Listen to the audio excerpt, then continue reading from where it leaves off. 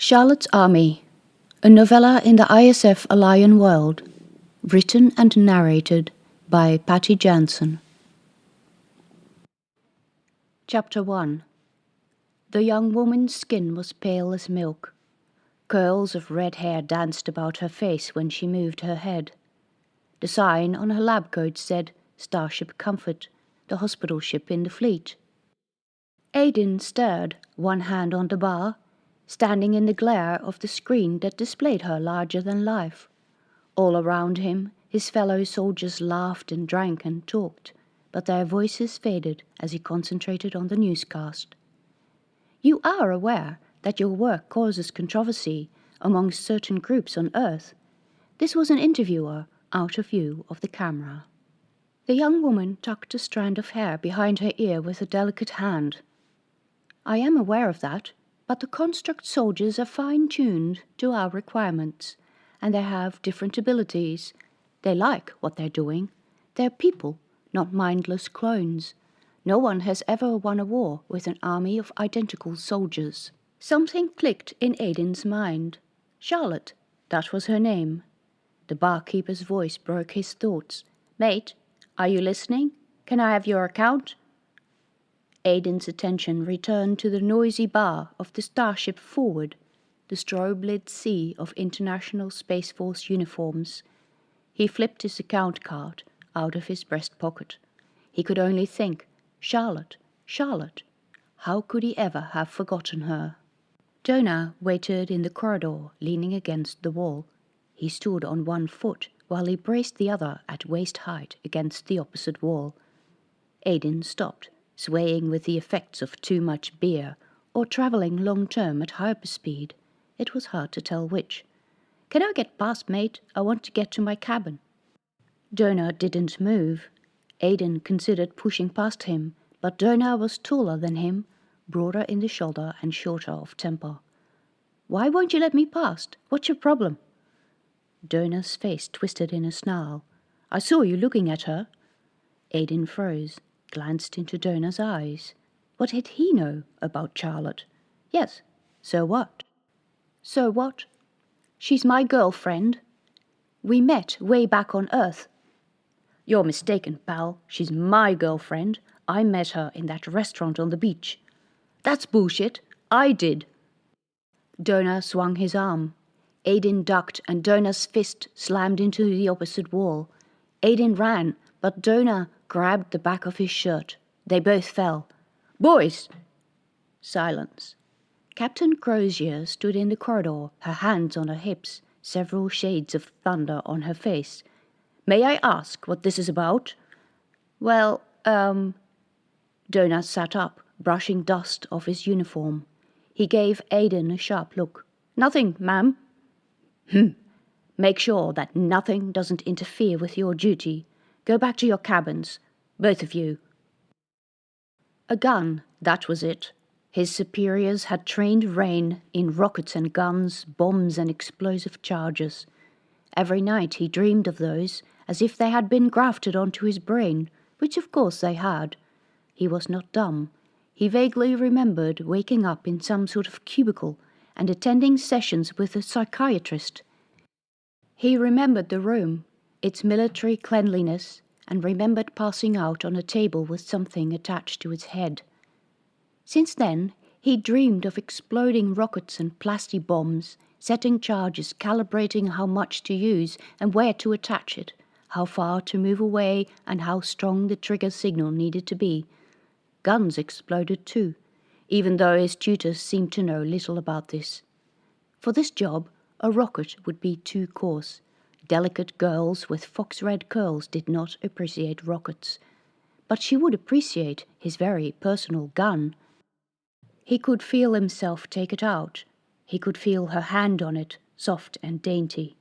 He would slide it into her soft flesh and ride her like a horse. She'd buck and writhe and... He arched his back, hit his head on the bottom of Carl's bunk. Ouch! It was pitch dark in the cabin, and silent except for the hissing of air out of the ceiling vent and the humming of the starship's engines, and the thudding of his heart. Oh, for fuck's sake, he'd been humping his pillow. Yet the girl was real, he knew that. Red-headed, Charlotte. He needed a drink. He scrambled from his bunk and went into the corridor. Someone was already there, a lanky silhouette leaning against the wall. Rain took a cup from the dispenser and set it in the wall recess and turned on the tap. "Good night, Stanny. Waiting for anything? You?" The low light glistened off Stanny's gun. "I'm going to get you for messing with my girl." Chapter 2. Dr. Spencer cracked his knuckles. He always did that when he was nervous, and I knew the figure who sat opposite the desk made him more nervous than usual. With her stiff dress jacket, buttons and stars of her uniform glittering, Commander Carla Avery looked severe without even trying. Dr. Spencer licked his lips and looked at the screen, as if that would make the bad news go away. He broke the tense silence. "I'm afraid we need some time to investigate, ma'am." "Time? How much time?" "That depends on what we find." Commander Avery fingered her upper lip. "The construct is still alive?" "He is, ma'am. His organs may be damaged, but his brain functions normally. We can replace organs, but whatever is wrong with his mind might take longer to repair." "What sort of malfunction are we looking at?" "Could be anything. Men from his unit say that they managed to wrestle him to the ground and to divest him of his laser. Apparently, the other soldiers said something that upset him." "Enough to turn the gun on a comrade?" In the treatment room next to Dr. Spencer's office, I glanced at the face of the construct agent. A clone, some said. I prefer to call them men. He had been brought in, pale and near death, from the emergency shuttle that had dropped off Starship Forward out of hyperspeed to meet us, the support fleet. Even though he was out of danger, we kept him sedated. His eyes remained closed in crescent moon slivers of hair. His nose, straight and aristocratic, reminded me of the marble statues of classic times.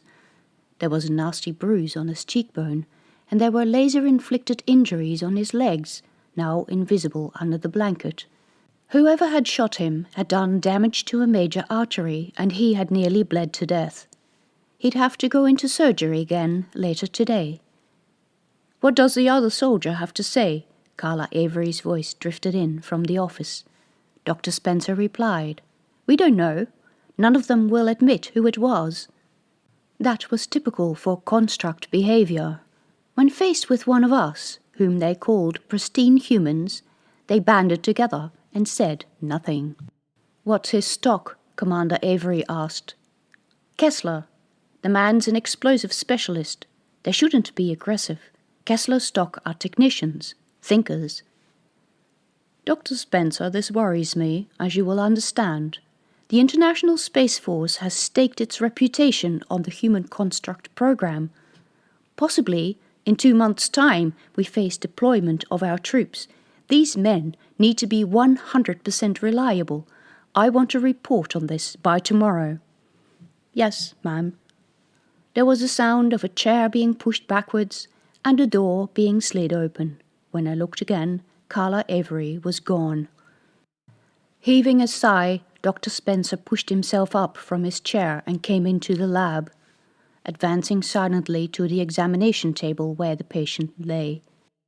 I knew Dr. Spencer was about 50 years old, but he looked at least 10 years older, his straw-colored hair disheveled, dark patches under his eyes. I didn't know how long ago he'd first heard of these troubles.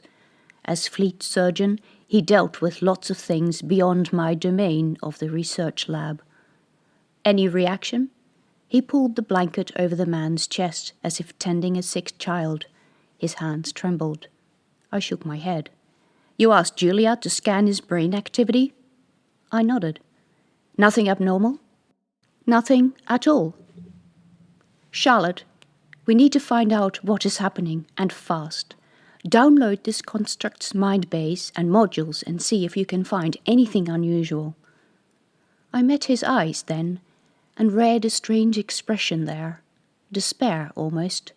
I froze, realizing or thinking I realized what it meant. This is not the only one behaving strangely. He shook his head. Nothing quite as serious as this, though. But there was a skirmish between two soldiers outside the bar aboard the Forward. Then another soldier was shot by one of his comrades.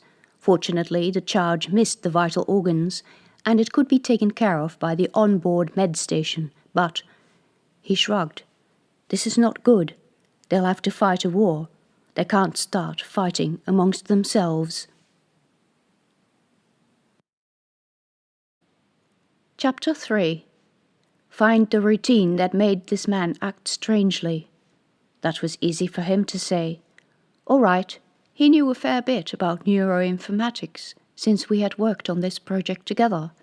But he was a surgeon who had overseen the production of the men's bodies, and I dealt with the mind bases, containing their basic personality traits, and memory modules, mini circuits of nanoparticles sprayed into the construct's brains, which could be charged to hold data that made the recipient a specialist in a desired field.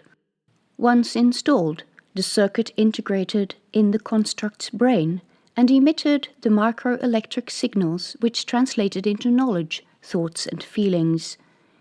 Inserting the module was easy, but reading and translating the signals later was messy, and trying to look for a small snatch of misfiring brain fart brought the words needle and haystack to mind. But it had to be done, and I was the construct's neuro-specialist. I glanced at the computer next to the bed. A small icon blinked to indicate that the medicine dispenser was reducing the supply of sedative. Meanwhile, data readout flowed across the screen from the man's mind, blocks of hexadecimal numbers. I activated the translation software that produced a file I could read. Charlotte? The man's voice was no more than a whisper, but warm and full of feeling. I gasped and nearly tipped backwards. How did he know my name? I knew that the reduced flow of sedative from the machine meant he would wake, but normally the men woke with a groan or a curse, or by saying they were hungry. It depended on the stock. Men from Kessler stock were often quiet. They were thinkers. I pushed the chair away from the computer and went to his side, heart thudding. Do you have any pain? He whispered. Leg. Yes, you took a bit of a hit, but I'll give you something. As I bent over the bed, his hand gripped mine, sweaty and strong. I called, Hey! I hadn't expected him to have recovered that quickly. I tried to wriggle free, casting a glance at the sedative dispenser, a little box with a blinking light, trying to judge if I could reach it if I needed to. My brain chose this moment to remind me that this man had attempted to kill a comrade. Charlotte, don't you remember me? His voice was hoarse. Remember? Constructs didn't come with memories. When their bodies came out of the lab, we gave them knowledge. First the mind base, then we woke them up and added knowledge modules. Yes, we walked together and went out to dinner, to Pete's. How did he know about Pete's? Yes, I had been to dinner to Pete's on the pier many times, usually with large groups of people, sometimes with men who had heard I had been accepted for the space program and thought to get in through the back door as a partner, never with constructs who hadn't even been made by that time. He moved his other hand from under the blanket and stroked the skin on my arm. His eyes focused on mine. They were brown. Keep him talking, keep him talking. Remind me. You must remember. I remember you. The sun was shining in your hair, and it looked like it was on fire. Someone said it was the same color as a traffic light, but I thought it was like the brightest of autumn leaves. My heart thudded against my ribs. In all the years I had worked with them, the men had never shown any violence towards me, and their minds were too immature for sexual feelings. There was always a thirst for something, and here I was, alone and trapped. Please let me go. You're in a hospital and you need to rest before you go into surgery. I pulled my arm, but he was much too strong. I knew. We made them like that. Charlotte, I love you more than anyone. Don't fight me. I would never hurt you. That was it. I reached for the screen next to the bed with my free hand and hit the button of the sedative dispenser. Lights blinked faster. His eyes lost focus. His grip slackened. I sat there, heart thudding, with his warm hand still covering mine. I slowly slid my arm out from under his. His other arm flopped off the table and swung a few times before coming to a rest. Shit, you didn't handle that very well, Doc. I sank back into my chair, staring at his limp form. What he said was terribly poetic. I didn't know the constructs could see things like that. Had they been his own memories he was seeing, which they weren't, because these hazel eyes would never have seen the sun, except as a tiny speck through the onboard telescope. And he certainly would never have been to Pete's. Where had this come from? I sat down to look at the data readout I had earlier produced. The routines were all familiar to me since I had written most of them, using vast databases with information I had collected from the world's best and brightest scientists. I scrolled through the material in an aimless way. This man was from the Kessler family stock, an explosive technology specialist who had Tech 1, Tech 2, and Elect 1 modules inserted. I scrolled through the content of the modules, lines of verb-noun combinations, but there was no way I'd find anything remotely poetic in there. I had written those modules. I knew exactly what was in them. This strange behavior could only have come from the mind base, the core knowledge of what it meant to be human. This was a standard file that was the same for all men, onto which we grafted capabilities we desired. It was a bit like a custom-made pizza. In this case, the problem with a strange taste seemed to be in the dough. I rose and folded the arm that hung over the side of the examination table back over his chest and tucked it under the blanket, so he didn't look so much like a dead body. He was relaxed now, and his chest moved up and down in deep, regular breaths. I'd admit it. He was handsome. Most of them were. What he said was really romantic. None of my rotten former boyfriends would ever have said anything like that to me. I like your hair was the closest they came. I suspected most people didn't like my hair. It was loud, in your face, and totally untamable. At school, they used to call me Carrot. In college, the red one. No one had ever described my hair as the color of autumn leaves. I stroked a curl out of his face, wishing I knew where he got that knowledge.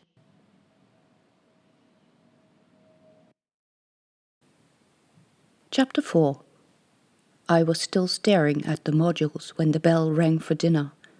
I slipped off my gown at the door and stepped into the corridor in my regular shirt and trousers, army green, with my rank and name on a badge on my chest. A steady stream of similarly green-clad people was making their way through the corridors, all those on the same dinner shift as I. "Hey, Charlie, how you doing with that spunk?" That was Julia. She came to walk next to me, about my size, but with brown spiky hair and a lean body that was all elbows and knees and wiry muscle. "He's all right, I guess. Cleaned up well after surgery." "Did he wake up?" "Not yet." What a dreadful lie. You know what I reckon? They started fighting because there's no construct women on board. The top brass should have allowed them a few girls, and they would have been much happier. I forced a grin, remembering the intense look the man had given me. "Anyway, Charlie, you know I came second." Second?" I stared at her, trying to remember what race I'd forgotten this time.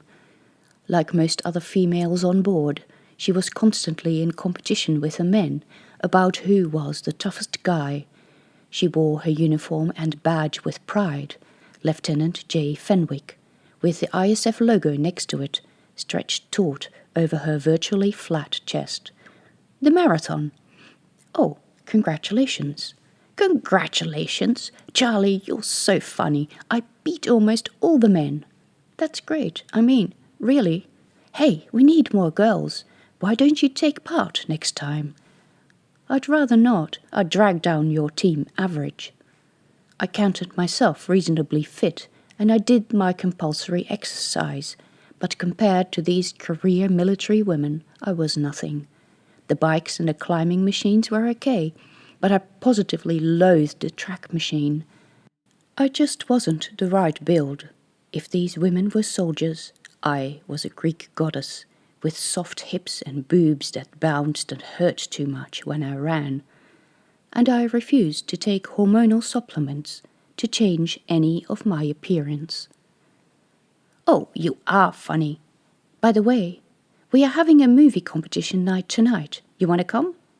Sorry, I'd love to, but I don't have any time.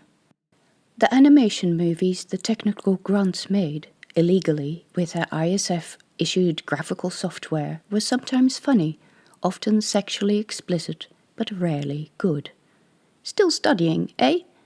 Yeah. Intercolony law. God, I don't know how you can stand it.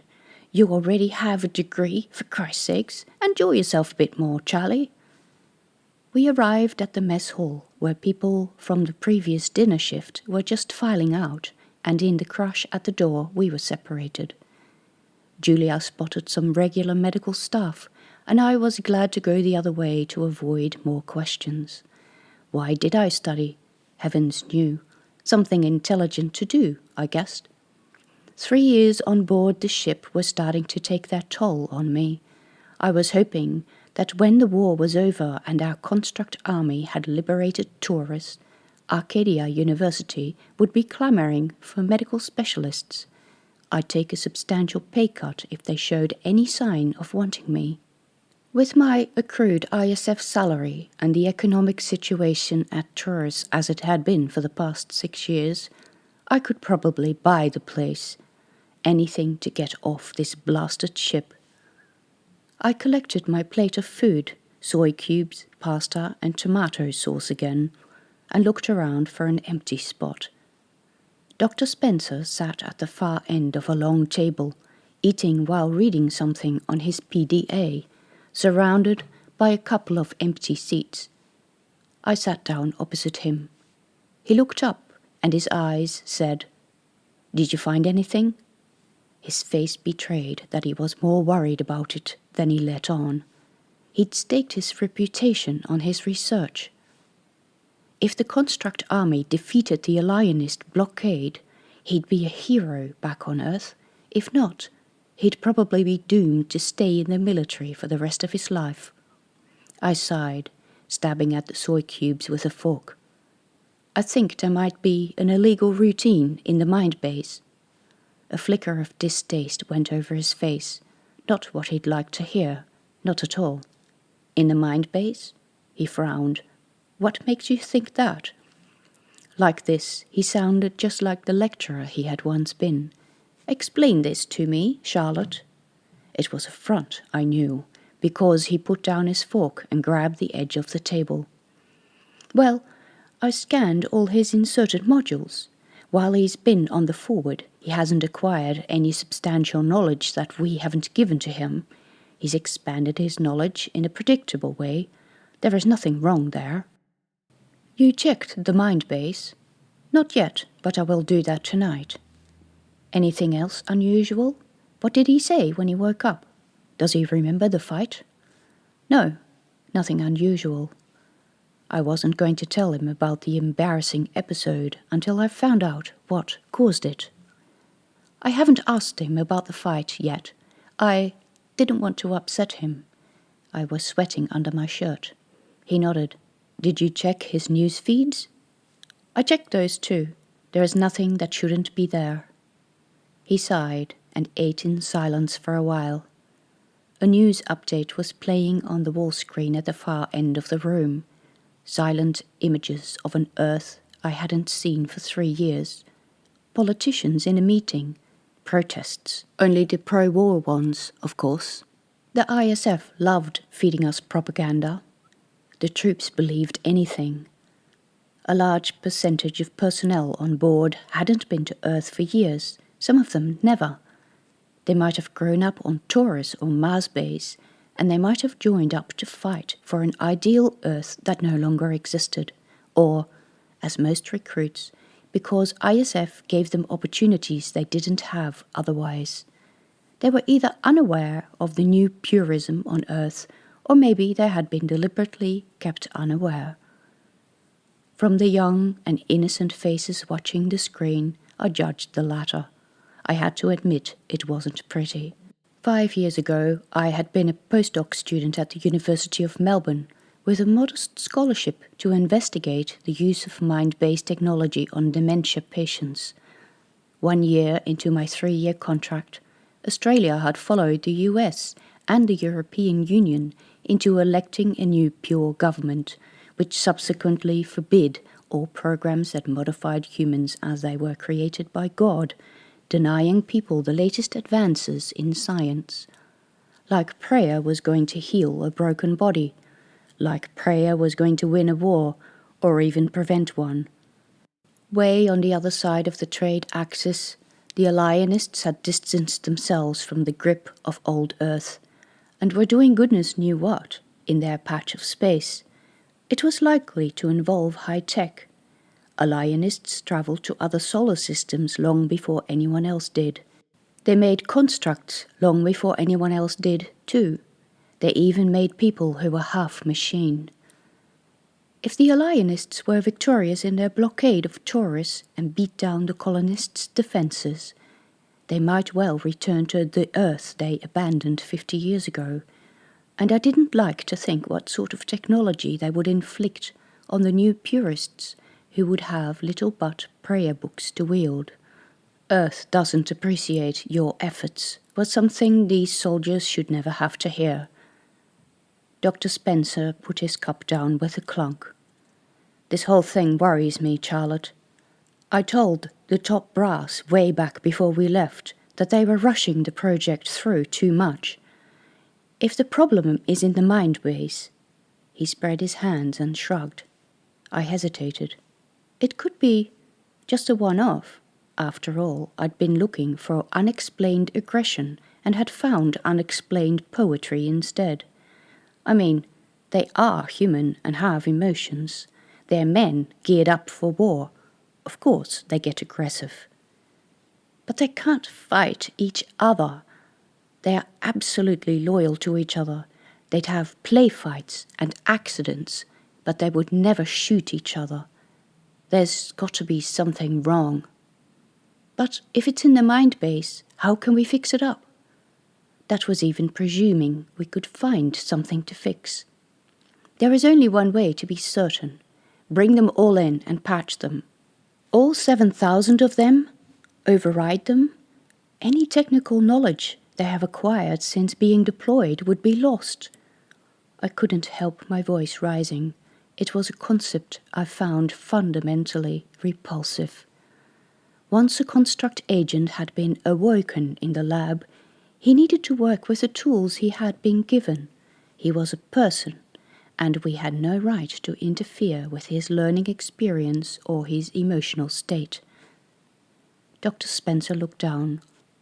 It would solve the problem, even though I agree with you that it's a rather crude solution. Crude? Inhuman, barbaric. He scraped his spoon over his plate, which was already empty. I said, softly, I would prefer to talk to them first. Who will get anything out of them, Charlotte? You ask them a question that may betray one of their fellow soldiers, and they all clam up. They're not going to talk openly to any of us. I sighed. I would be much happier if the captains of those strike ships were constructs too. We tried that, remember? They didn't like the rankings. But they did select leaders. Those leaders just hadn't been the ones that the top brass approved of, so each of the 9 ships had a natural human captain with a few natural human assistants. Obeying orders was something constructs did astonishingly well. Up to now, maybe. Was maybe the spate of fights amongst the constructs a sign that some of them were not so keen to fight this abstract war?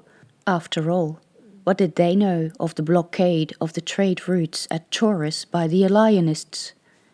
We had supplied the men with news feeds of dying children and other emotion-jerking propaganda.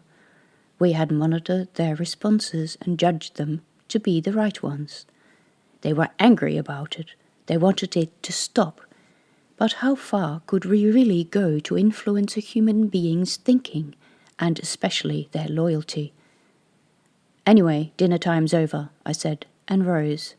Most others on our shift were also crowding around the recycler chutes, separating waste into organics, leftover food and inorganics, plates and cutlery. The first people from the next dinner shift were coming in. In the corridor, I turned into the direction of the lab. I'm going to run a few tests on his mind base, trying to find out where these Earth-based memories came from. Dr. Spencer hesitated. Charlotte? I met his eyes. They were red and the skin under them seemed to be more baggy than usual. Do you want any help? With the diagnostics? No, go to bed. You look tired. I am tired, but if you want help... I don't, honest. Oh, okay.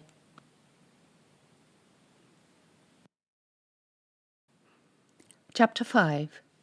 Callie crouched under the hatch, blowing silver-edged clouds of steam into the dimness lit by a single light. The four others, Donna, Aiden, Stanny, and Jade, were nothing more than blinking eyes surrounding him. The air in the maintenance tunnel was so cold that it hurt his nose and throat to breathe. Yet none of them complained or told him to hurry. They knew what they wanted, and they knew they had only one chance. There were footsteps on the ship's bridge above them. Callie tensed, staring at the time displayed on the screen on his PDA, and gestured. His comrades grabbed their guns. For a few moments, during the changeover of the watch, the bridge would be almost unmanned.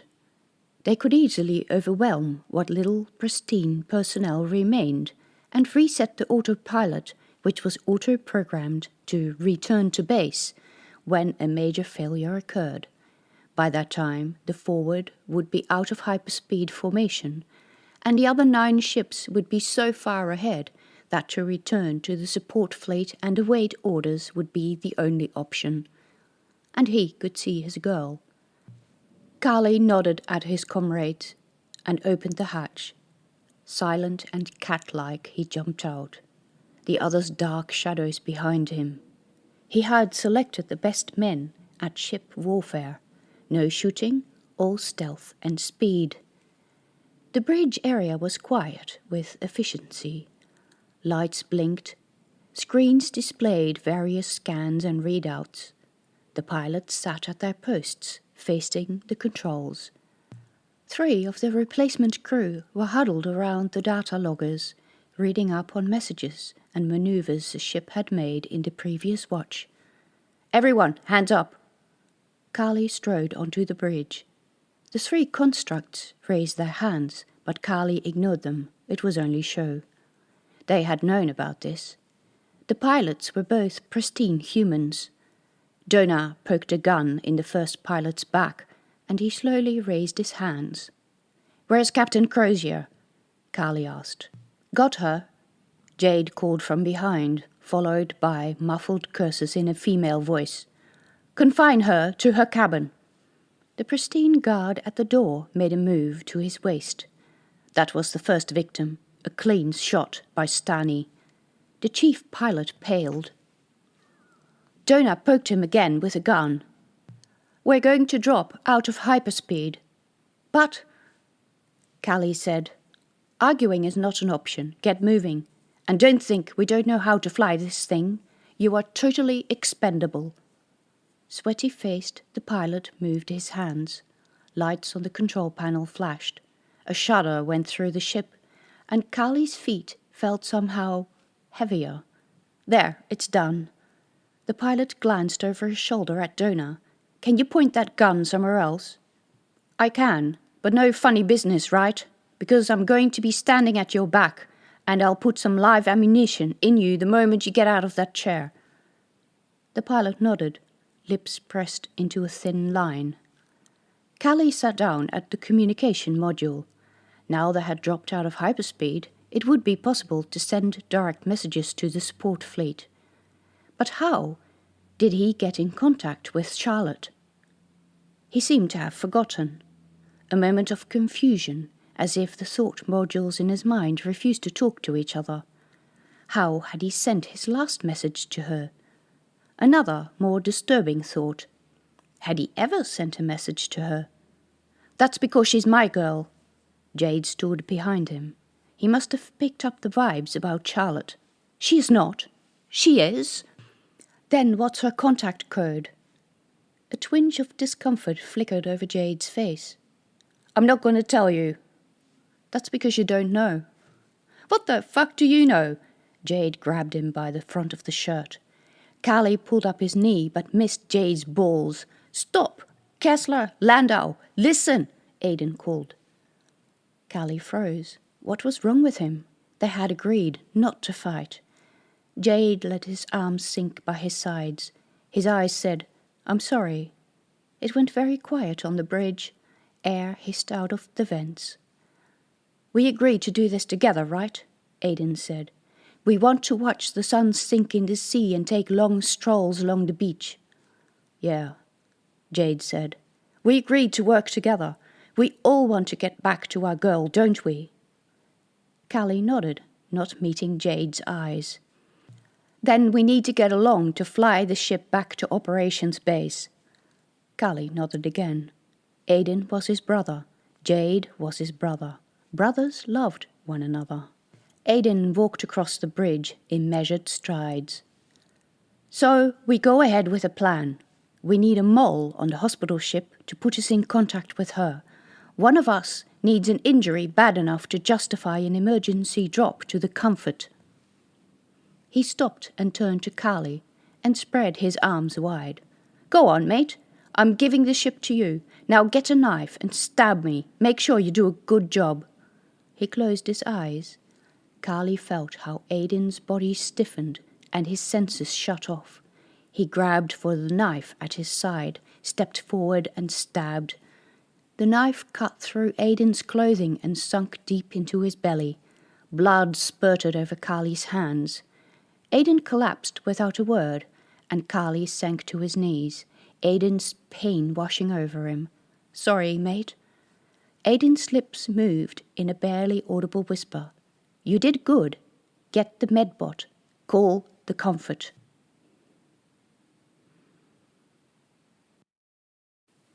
Chapter 6. It was 4:06 a.m. ship time when the emergency bell went off in the corridor. In the few seconds it took me to jump out of bed and into my pants, I realized that the ringing bell signified a medical emergency, and furthermore, that I wasn't on duty. But I threw on my shirt and went outside anyway. In the corridor, Julia almost crashed into me.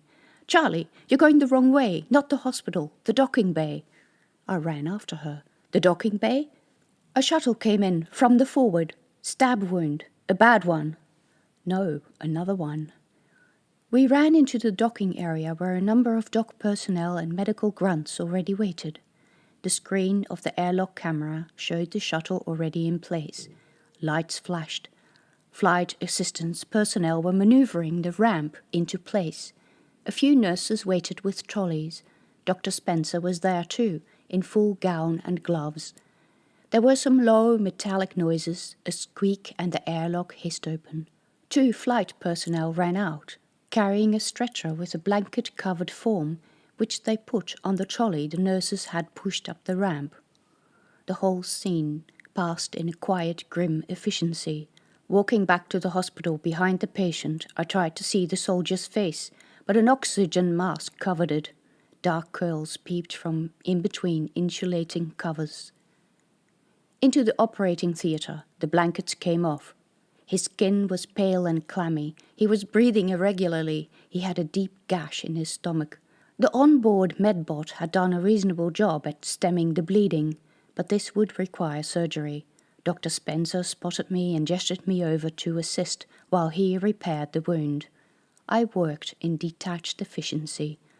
Later, after a tasteless breakfast and 2 hot coffee, fatigue and shock hit. Another construct, injured by his comrades. This one Landau, our pride stock, the recipients of the most advanced leadership modules. What ailed them? One thing about constructs was that their bodies healed quickly. I asked Julia to message me when he was out of danger and had been brought into the lab. My PDA beeped while I was in the shower. When I came into the lab, it was to the sound of angry voices. "The whole ship!" Dr. Spencer shouted. He was still in his bloodied hospital gown.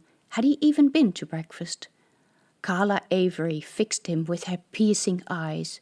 "They've broken formation and they're heading this way. Apparently some of the rebellious constructs broke into the bridge and hijacked the ship. We don't know what's happened to Captain Crozier. The ship is no longer listening to our commands. And you're telling me you still don't know what's causing this?" "We need more time." "We don't have more time. We'll catch up with them within 2 days. We need to know, now." "But—" I sneaked past, and I shut the door between Dr. Spencer's office and the lab, a feeling of horror rising inside me. The whole ship had broken formation. That was a disaster. Hyperspeed was vital for this mission. The alienists at Taurus wouldn't expect us to use it over such a distance. The development of vessels that could sustain it for longer periods than a few seconds had been a closely guarded secret. Technically, the ships didn't maintain hyperspeed all the time, but made a series of hops, each a few minutes long. Apparently, it was about as comfortable as riding a bucking steer. Our advantage was that while the fleet spent more time than approximately 50% of time at hyperspeed, they could not be detected by any existing equipment in the direction in which they were traveling, because they would arrive before the message reporting them did. The alienists would probably notice us coming sooner or later, but there were no combat ships in the support fleet. If they spotted the forward, bad news. The new patient lay on the examination table in the lab, peaceful and still. His face was more refined than that of the previous soldier, whom I had moved into the general hospital section after I'd finished in the theatre. Never mind that I hadn't been able to get any sensible information out of his mind base. That was going to be a much more lengthy process than the top brass would appreciate. The skin of this man had a soft olive tan, his eyebrows, dark and heavy, curved in a graceful arc. I sank down at the computer and read all his modules, Nav 1, Nav 2, and Nav 3, the latter quite expanded.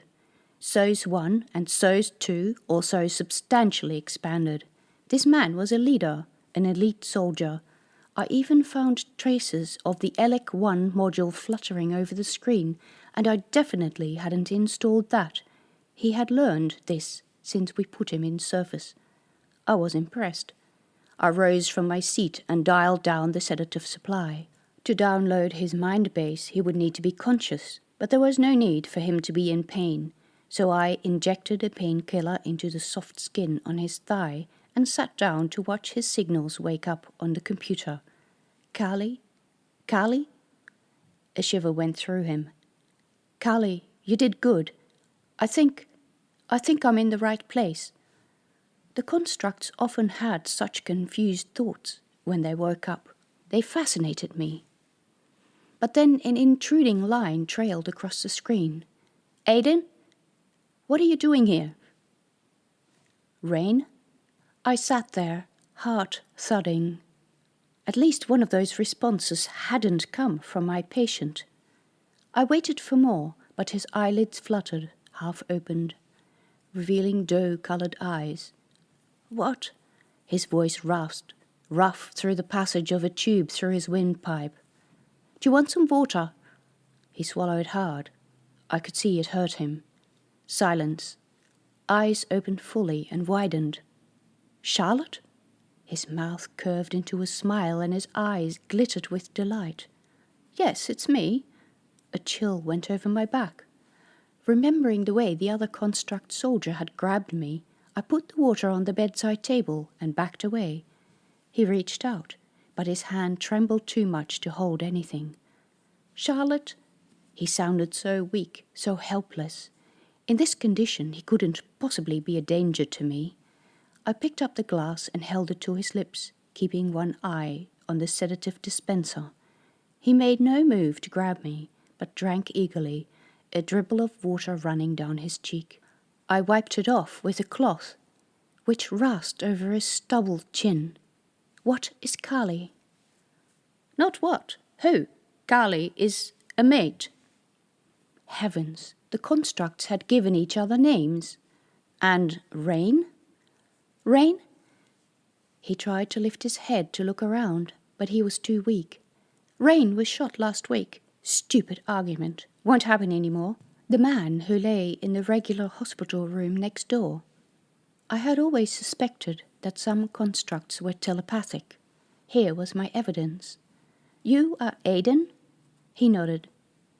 My hands trembled when I opened the drawer next to his bed, took out the headband with thought sensors and looped it around his head. It flattened his curls, which felt rough and greasy under my hands, dirty from having lived in the maintenance tunnels of the ship. I should give him the dignity of a wash and a shave. What's this? He asked, reaching up to feel the band. I moved my fingers out of the path of his touch.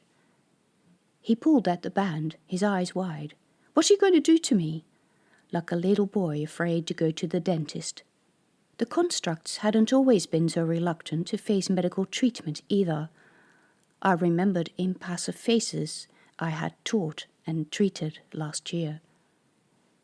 Questions about war, where to aim to make sure an opponent was killed, that sort of thing. No mention of love, pain, or dying. They had sat impassively as I took blood samples.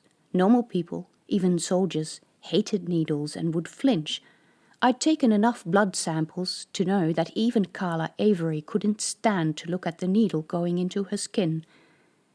Back then, the constructs had not been normal people. It seemed they had learned. My stomach squirmed uncomfortably. Please leave the band on your head.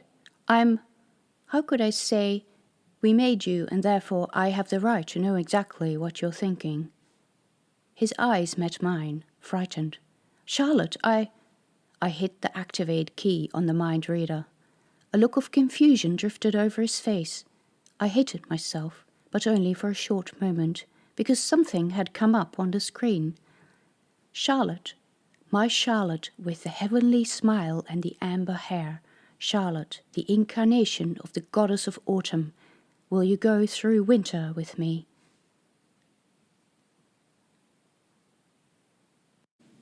Chapter 7. Dr. Spencer looked up from his screen, dishevelled, his hair a mess from passing his hands through it so many times. Deep bags marked the skin under his eyes, and the light from the computer screen in front of him made them look worse. You found something? Yes. My voice was no more than a whisper. I went into his office and slid the door shut. He pushed his chair away from the workstation and faced me, his eyes worried and questioning. Both men know me. They know things about me that they can't possibly know, like that I used to go out to dinner at Pete's back when we worked at the university. How do they know that? How do they know my name? Your name? Yes, look. I went to the other workstation and brought it to life with a single touch of my hand. He rose from his chair and came to look over my shoulder at the screen. It displayed the text I was too embarrassed to say out loud, of my hair being the color of autumn leaves, of their love declarations. Why should they? Silence. Now it was my turn to look at him. He stared at the screen, eyes wide. Dr. Spencer? He licked his lips and swallowed. His Adam's apple bobbed. He staggered back to his chair, sank down, and hid his face in his hands, letting out a groan. "Oh, Charlotte, I'm sorry. My heart was just about doing loop-de-loops in my chest. You're sorry about what? Start making sense to me. What's going on? Why is my name in there?" I knew I sounded more angry than I intended, but the deep affection of the men's voices, men I didn't know, disturbed me more than I wanted to admit. The truth struck me. The mind base I had been using in my postgrad research was rather old and academic. It sufficed for dementia patients, but I remembered how Dr. Spencer had said in meetings with ISF staff that it needed a few updates. I remembered the arguments about the time frame in which we were to complete this monumental task. It seemed he had been forced to make some shortcuts. "You used your own mind base." He looked away from me. "The constructs needed to have a certain level of education, a certain intelligence. I swear I wiped all my personal memories and intermeshed my knowledge with our old database. But somehow you copied your feelings for me." He said nothing, his shoulders shaking. "Did you?" I almost screamed. I was feeling cold, ice cold. His voice came out strangled. "I swear it was an accident. I don't know how it happened. Charlotte, it is inappropriate. I would never have told you. It would have ruined your career. I would never harm you." Well, I'd heard that before. A succession of men had said that to me, starting with my father. "How bad is it? What else is in there?" I saw the reaction on his face. The adoration, the fear that I would take a job outside the military, walk out of his life when we got to Taurus. I should have seen it much earlier. I hadn't. And now? We had used the standard mind base for all constructs. There were 7,000 soldiers out there with an obsession about me. All they had to do was slow down, and we'd soon enough catch up with them. One ship with 700 of them was already on its way. "I would never harm you." No, maybe he wouldn't. But what about them? Highly specialized fighters who could put any of our trained personnel to shame, who were no longer listening to commands. Abruptly, Dr. Spencer rose and left the room.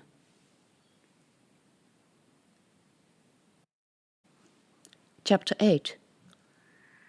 I didn't know what to do apart from reporting what I'd found to Carla Avery. She was remarkably silent through our short conversation over the comm system. I was glad I wasn't face to face with her, because her silence was worse than her outbursts of anger. I administered a sedative to the construct, as he was in pain from his wounds, and aimlessly scrolled through the information I downloaded from his mind, reading that poetic piece of text over and over. It revolted me that Dr. Spencer thought of me in that way. He was almost 20 years older than me. Then again, we had worked together for many years, and his feelings had remained a deep secret, buried in his subconscious. That was probably why the sentiment was so strong in the constructs, and why it had been so deeply embedded in the mind base file that a strip action hadn't removed the data. Dr. Spencer had been betrayed by his own mind. And this man, I checked the soldier's monitors. With his muscled body, made for war, and his sharp mind, did he have a clue what it was like to be in love? Would he know how to act upon that feeling? Was it an experience he should be denied? Did we have a right to deny him the joy? Aiden, even his name rang bells. In the year I spent at Melbourne Uni, I had a pathetic relationship with a boy called Aiden, whom I met on campus. His intense eyes had captivated me, and I tumbled head over heels into a relationship. One day he asked me out. A week later he wanted to marry me. That was how he lived his life, to the full. Study, art, and a plethora of interest groups. Plenty of money, too, since he came from a rich family. Too late I had realized that he had a pacifist agenda. He probably still went to all the anti-war protests we didn't get to see in our onboard news feeds. He was deep into the new pure movement. Prayer, not war. Very well, but I lived on Mars base and had met Alienists. I had attended some of their meetings. I still remembered their slogans. Progress for everyone. Never mind that everyone who didn't want progress to invade their lives was dealt with. To the stars and the edge of the universe. Never mind that they had done so by declaring war on many peaceful colonies, and Earth as well. Just like the new pure, the Alienists were zealots, not to be stopped by words of peace and a few Bible quotes. Show your meekness, Aidan would say, and the enemy will sit down and talk. And then he quoted some Bible text and said prayers. What an idiot. Aidan. If Dr. Spencer had feelings about me back then, he would have been jealous. The name had stuck somewhere in his subconscious and had come to the surface in these men. There was a click at the door. I unballed my fists, letting slide uncomfortable memories. The door opened and Julia came in with a sample trolley. "Hey, Charlie, don't look so frightened. Just checking the blood, you know." I pushed my chair away from the bed. "Sure, he's all yours." Aidan. Julia clicked the brakes onto the trolley and fiddled about with a syringe, her back to me. A sharp smell of disinfectant, the sound of a squirt of spray-on plaster from the can. "All done." She smiled. "This one is a spunk, isn't he?" I forced a smile. "Honestly, Charlie, have you ever wondered what any of them are like? You know, in bed?" I had, but I wasn't going to tell her that. I shrugged. Their minds are far too immature for sexual feelings. She put the dark red tubes in a basket in her trolley. Then she frowned at me. "Are you all right, Charlie?" "Yeah." And when she continued frowning at me, I added, "A bit tired." "You should have a bit more fun. I know some of the guys make stupid jokes about Hollywood ranks and all that, but they're all right, really. They'll get sick of it pretty quickly once you show your face a bit more often at our social nights." "Thanks, Julia. I'll think about it." It wasn't just the business about how Dr. Spencer and I had acquired our ranks after 6 weeks of military training, which the regular military called Hollywood ranks. It was also that both me and Dr. Spencer outranked them and were legally their superiors, which created uneasiness. I understood that very well. She nodded and left. Anyway, I needed to speak to Dr. Spencer. If the fault in the construct mind base was common to all soldiers, we couldn't afford to waste any time finding a solution. I went to his office, but he hadn't come back from wherever he had gone. He wasn't in the lab or in the hospital either. I went to his cabin, but when I knocked on the door, no one answered. Where then? The library? I ran through the corridors. By now I felt sick. Oh, I hoped he hadn't done anything stupid. I charged into the library and had gone a few paces before I noticed the tense atmosphere. The librarian at the desk and a few people at the workstations were all staring in the same direction, the material on their screens forgotten. Carla Avery had Dr. Spencer holed up inside a workstation against the far wall. Dr. Spencer had backed into a cubicle partition, and Carla Avery was pointing her finger at his chest and shouting at him. "This is deplorable. You hold us all ransom to your childish fancies. Lord help the poor girl. The Lord help us in trying to fix it up. If we have to call this attack off, it will all be your fault, you stupid son of a bitch. Billions and billions we've spent on this project and... I'd heard enough. I thought it wise to retreat before anyone noticed my presence. I went to my office in the hospital, but couldn't concentrate on anything. We had a problem to solve, and meanwhile a whole ship of construct soldiers was on its way. Dr. Spencer didn't come to dinner, and he wasn't in the lab when I went back there afterwards. The construct lay on the table, with his heart monitor blipping steadily. I opened the file again and stared at those words. Charlotte, my Charlotte, with the heavenly smile and the amber hair. Charlotte, the incarnation of the goddess of autumn, will you go through winter with me? I sat there for most of the night, watching his chest rise and fall with regular breaths, wondering what the words would sound like when coming from his lips. The situation was ridiculous. They had inherited the emotion, but couldn't understand what it meant. They had the emotional maturity of a 6-year-old. They were fighting machines, not made to question and weigh up orders. What could I say in response that wasn't going to make all of them angry? Chapter 9. I slid the door to the meeting room aside, adjusting my hastily retrieved jacket. The message had said, meeting room 653, 10:30 hours, standard uniform. My standard uniform wasn't something I wore regularly in the hospital, so I had to run back to my cabin to get it, all the way wondering what was going on and why Dr. Spencer hadn't come into work yet. Carla Avery was in the room, as well as 2 top brass officers I recognized as Commander Ehrlich, Carla Avery's superior, and Captain Josephine Mayfair. At seeing her, my heart jumped. I had never spoken to her in person.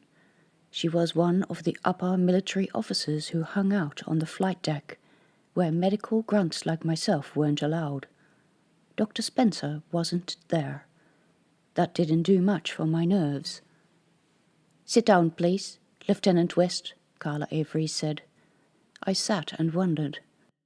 She had rarely honored me with my name, let alone rank, which she probably didn't think I deserved, like most of the other crew.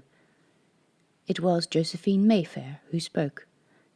"I gather you know what this is about." Did I? "I'm not entirely sure, ma'am." I glanced around again, but no amount of looking was going to produce Dr. Spencer. She pushed something across the table, and only when she had removed her hand did I see it was a badge, or, should I say, Lieutenant Commander West. I gaped at her. That was the position normally held by... "In case you're wondering, Dr. Spencer came to me this morning, admitting to having made a grave mistake. I've temporarily relieved him of his duties, and will rely on your expertise to help us solve this situation." I wondered how much he had told her. "Congratulations, you are now our fleet surgeon." She shook my hand. I was too stunned to say anything. "As you may know, the Starship Forward broke formation and is on its way to us. We expect to catch up with them within 24 hours. The message the bridge has received from the Forward is that they have more injured men aboard and they wish to collect the men you have in the hospital. That is correct?" "We do still have him. I didn't know about the other injured." "Neither did we." Did she imply that the constructs might be lying? That would be a first. "They've asked for permission to dock with us." "You're not giving them that permission, are you, ma'am?" There was a surprised look on Carla Avery's face. "I mean, we've been unable to talk to Captain Crozier for 2 days now." "Depending on what Lieutenant Commander West can tell us, I'm considering the option." "These men are troops, not our enemies," Commander Ehrlich said. "But they've broken rank. They're deserting, bringing our operation into danger." "We're not sure what has happened," Captain Mayfair said. "Our communication with the forward has been scant. As Commander Ehrlich pointed out, they are our troops, not our enemies. What their intentions are at this point in time matters little.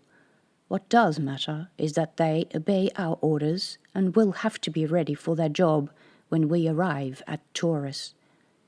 They've asked to dock to collect their mates. I understand that brotherhood is very important to them, so we may give permission." "But, ma'am," Carla Avery protested, "listen, I'm not saying we won't have a surprise in store for them when they get here. Of course, over the next 24 hours we will try to get as much information out of them as possible, but we have to consider the fact that these troops are acting very oddly. We've lost contact with their commanding officer, and that we may have to go to more extreme measures. However, we can't do that unless we're in physical contact with the ship." Her eyes glinted, and I felt a distinct shiver of cold. At that moment, I knew what she wanted me to do. And she confirmed, "If we haven't gotten our answers as soon as they step off the ship, they'll be apprehended, as amicably as we can make it, but apprehended nevertheless. We will bring them into the lab one by one, and what happens there will depend on Lieutenant Commander West's expertise. If they're still behaving strangely, I'd like all their personal information overwritten and reinstalled." My mouth went dry. Wiped them, just like that. I could now see why Dr. Spencer wasn't here. I also saw what he'd argued with Carla Avery about yesterday. My head was spinning. And then she was looking at me. "Lieutenant Commander West, do you think that the lab could treat the crew of the Forward in this manner?" "Stay calm, Charlotte. Stay calm." I cleared my throat. I cleared my throat again. 700 men is a lot. I deliberately used the word men. "I'll lend you extra staff if needed," Carla Avery said. Heck, that was the first time she'd ever offered me anything. "Could you treat all of them within 2 months?" Captain Mayfair asked. I swallowed again. It would be tight. We would need to redo all their modules as well, because information they've picked up since wouldn't integrate with the mind base. It's the same material you copied onto them originally, is it not? Yes, but it has changed since the men have been in possession of that information, and it's changed differently for each man. I was fighting nausea now. "Captain, I know you're not asking for my opinion, but could I put in my view that I don't think this is a good idea?" "Oh?" Commander Ehrlich raised his eyebrows. Captain Mayfair nodded for me to go on. I was shivering. "We've spent the last year or so developing the skills these men have." "They were given the knowledge by us, were they not?"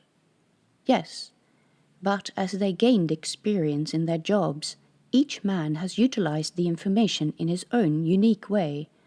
They are no longer the simple minds we started out with.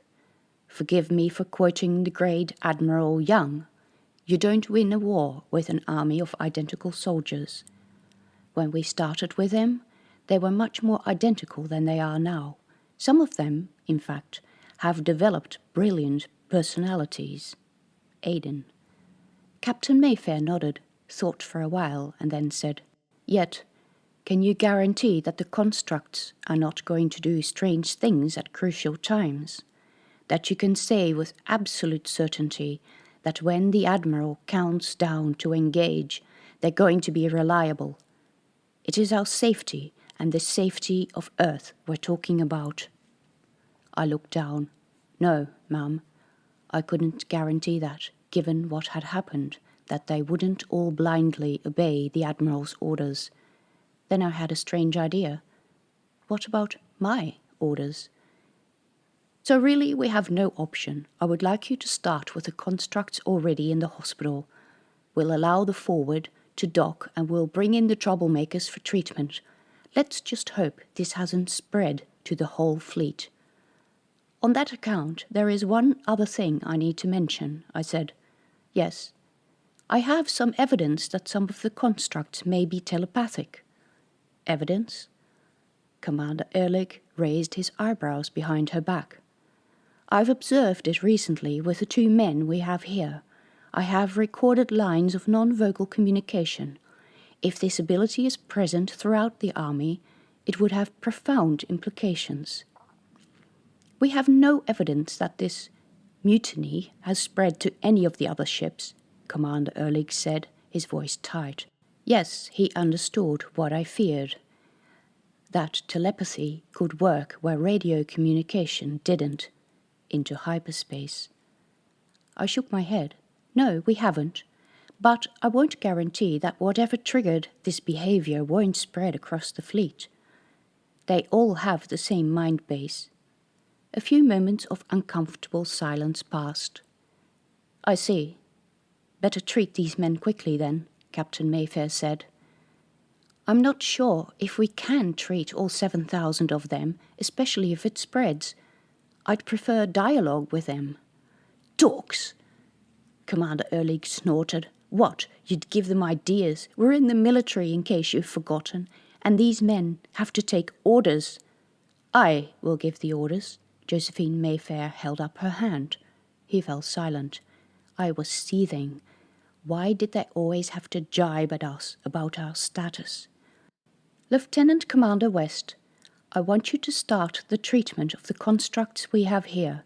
If it's not working, well, we'll convene at a later date and discuss our next options.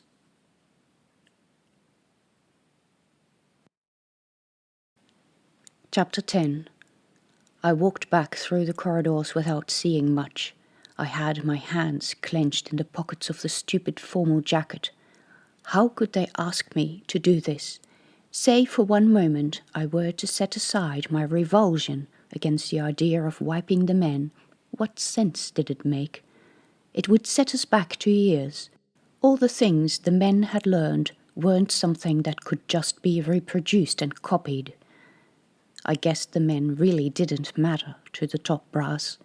They were front-line troops, cannon fodder, required to press a few buttons before they died. Shit. I didn't want to do this. And if there was a way... Wait!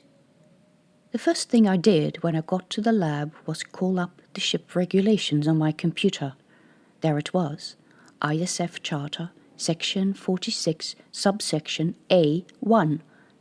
Special project managers can, in case of an emergency, challenge the line of command if orders jeopardize a project that is essential to the successful completion of a mission.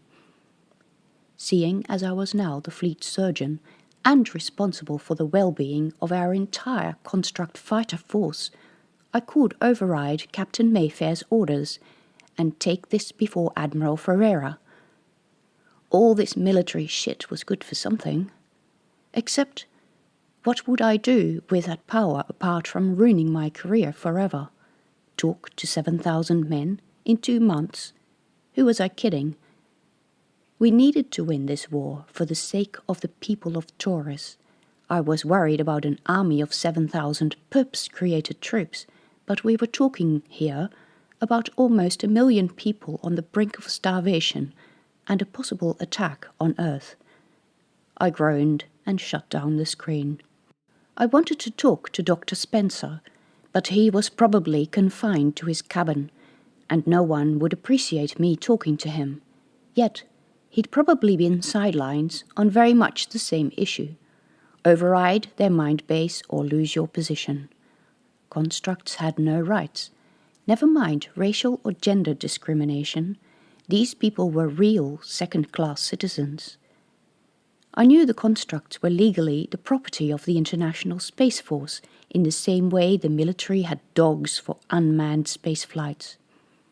Okay, the constructs had more rights than dogs, but soon after they had been awoken, they had all been asked to sign a declaration that they agreed to ISF administering any treatment as long as it benefited the outcome of the war. Did those men know what they were signing? At the time of the signing, They would have had the emotional capability of a 2-year-old. We had given them knowledge, but what did they really understand? I started when suddenly Julia stood next to me. I hadn't even heard her come in. "Hey, Charlie, I heard you got a promotion. Congratulations." "Thanks." I gritted my teeth. I felt like snapping at her, but she didn't deserve that. I had always outranked her, but I had never cared much about enforcing that situation. I was the doctor and she was a nurse, and I didn't have much time for military frippery. I could, of course, change my mind and demand that she appended "ma'am" to every response to me, but that wasn't me. This was a hospital. She could work for me with pleasure or not at all, and apart from the annoying habit of calling me Charlie, she was a good sort. Yet for a moment I had a perverted image of myself on the bridge of the Forward. Aidan sat next to me, and he asked, "What shall we do now, ma'am?" And I said, "Full speed ahead. We'll kick those bastards up the arse," or whatever field commanders said in those circumstances. It mattered little. Aidan and the men knew what to do. Julia said, "I've been told to help you. Anything big coming up?" Yeah, me and my silly thoughts. I walked to the table in the middle of the lab, where Aidan still lay under sedation.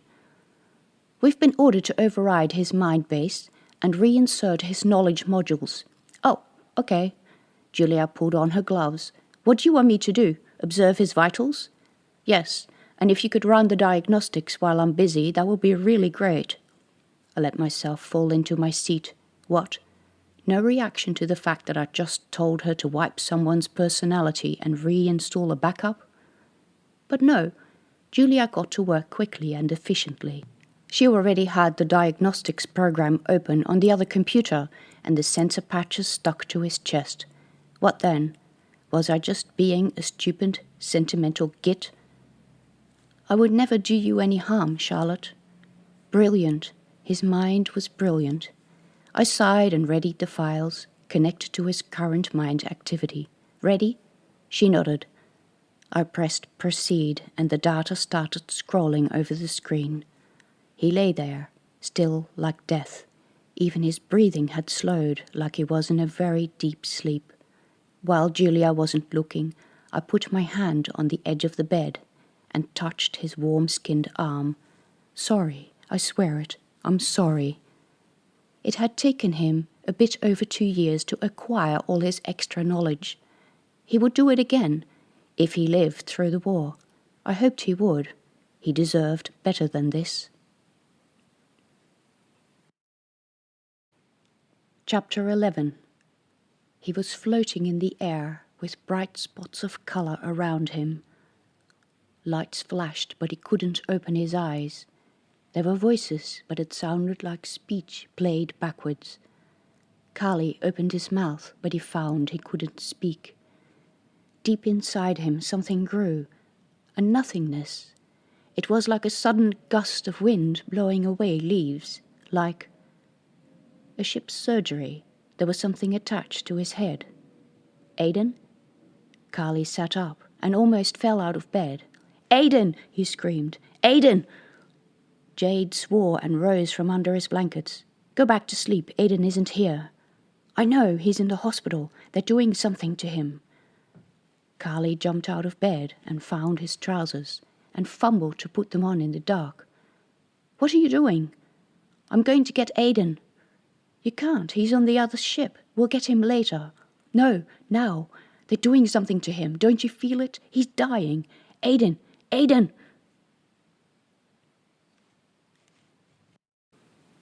Chapter 12. I woke him up long after Julia had left. First I sat down at the computer. Maybe I was silly, but I had copied all his original files, and now I made sure that I stored them on a data stick, which I shoved right into the back of my desk's drawer before going back to the patient. He'd been restless, murmuring under his breath, tossing and turning on the table. He slowly returned from his sleep and opened his doe eyes. They looked empty. He said nothing and just looked at me. Typical Landau, watch and observe. and learn. Do you know who you are? Landau 746. His voice had lost the warmth I'd heard in it earlier. You're injured. Do you remember how that happened? He frowned, lifted his head, and tried to look at himself. Am I injured? Yes, you have a stab wound in your stomach. Oh. He looked at me. It's probably something you needed to do to me. I am in a hospital, aren't I? A typical answer a construct would make. I bit my lip and stared at the screen. All that personality he had earlier had disappeared. He was dead. Do you know my name? He squinted at my tag. C. West. And your name? Landau 746, you just asked me. It's Aiden. I wanted to scream at him, but I couldn't. Then I reached out and touched his hand. He turned his hand palm up and watched my thin fingers against his thick ones. Your hands are different. You're a woman? Yes. Oh, I don't think I've ever met a woman. I put my palm flat on his, but he just watched with those lifeless eyes. Nothing. No autumn leaves and love declarations. I withdrew my hand. Thank you. My name is Charlotte. Oh, hello, Charlotte. I let him lapse back into induced sleep. He needed to heal mentally, so I could insert the modules tomorrow. When I left the room, I bent over the bed and pressed my lips to his forehead. His skin was warm and smelled of disinfectant. I whispered, Good night, Aiden. A tear dripped from my cheek onto his. Chapter 13. By the time I stood in the grey corridor at the door that said, Spencer, I was shivering. I kept looking over my shoulder. I wasn't supposed to be here, and if anyone came, I would have to make a quick getaway. I knocked. The only noise I heard was the hiss of air out of ventilation vents and the soft hum of the engines, many levels below.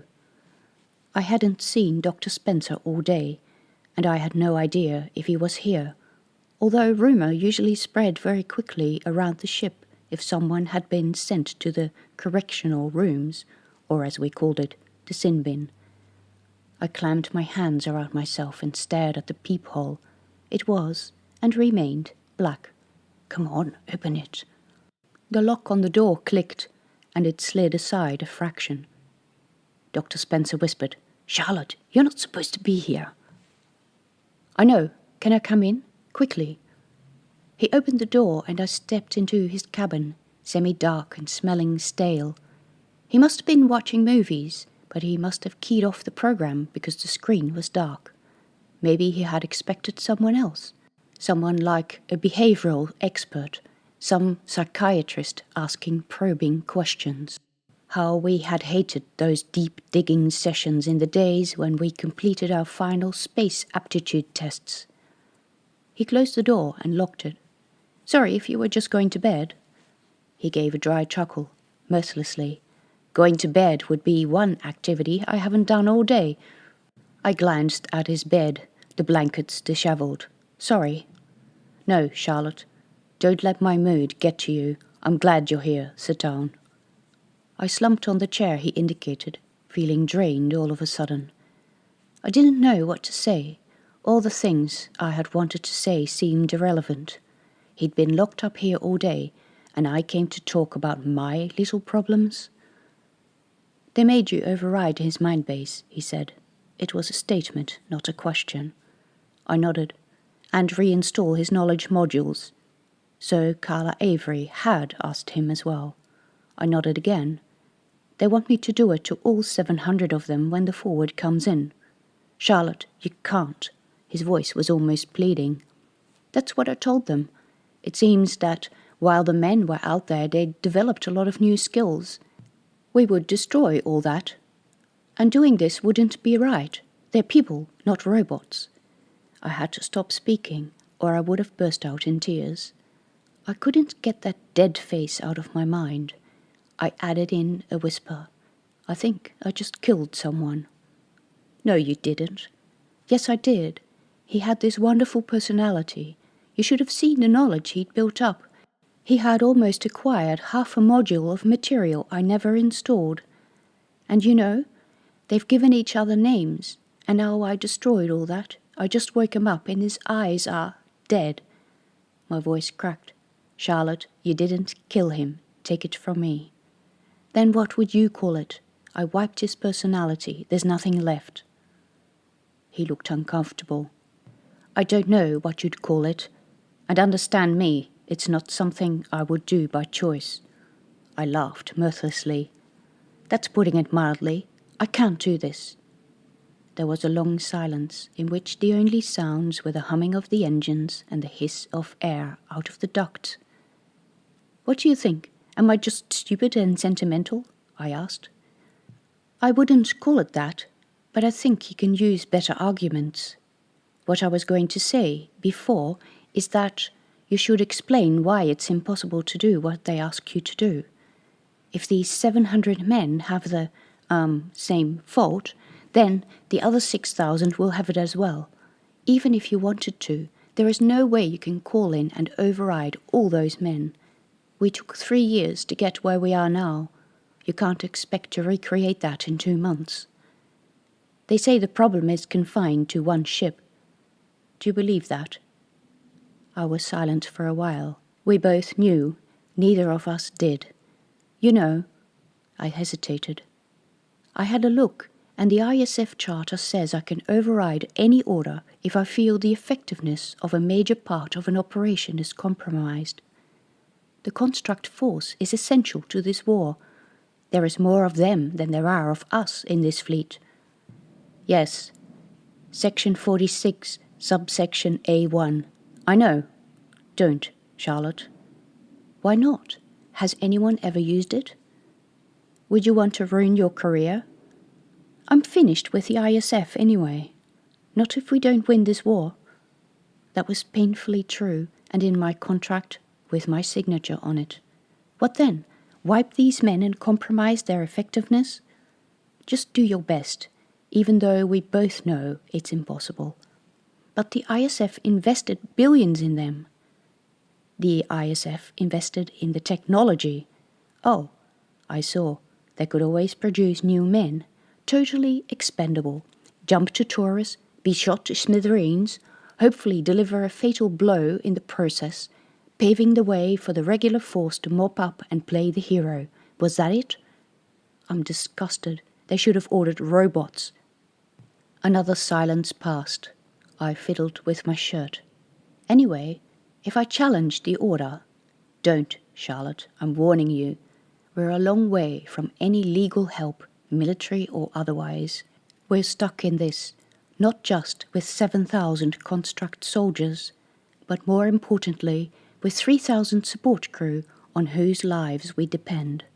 Honestly, Charlotte, you don't want to antagonize them. What's it worth to you? It's not right, wiping them.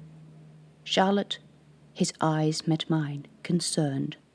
You know what they say to all trainee doctors, to never become emotionally involved with your patients. I know I'm not. His eyes met mine. He looked like he was going to challenge my words, but he let it go, blowing out a long breath. All right. I just wanted to make sure, especially since what's happened. I let a long silence lapse. He fiddled with a case of a disc that lay on his bed. I could see that challenging my orders might not be an option, but there had to be something better than wiping their minds. I needed an idea, but I was clutching at straws. The reason I'm here is that I'm trying to find out if there is another solution. I would prefer to talk to them, but I need some handles, an emotional angle to pursue this. Captain Mayfair doesn't believe we can talk to them. She thinks they've become unreliable. I shrugged, not looking at him and not wanting to see his suspicion or disbelief. Those men, they both said they'd been out with me to Pete's. One of them said something like, "Will you go through winter with me?" Dr. Spencer stared at his hands, which he held clasped on his knees. I'm deeply sorry, Charlotte. I've already said that. He sighed. Do you know how embarrassing it is to have your childish dreams flung back into your face by some military suit? I could imagine. Hang on. Was he saying that any man who liked me was childish? I fancied being a poet a long time ago. Well, I guess that's come back to bite me. That's not why I'm asking. If I sounded peeved, then maybe that was what I intended.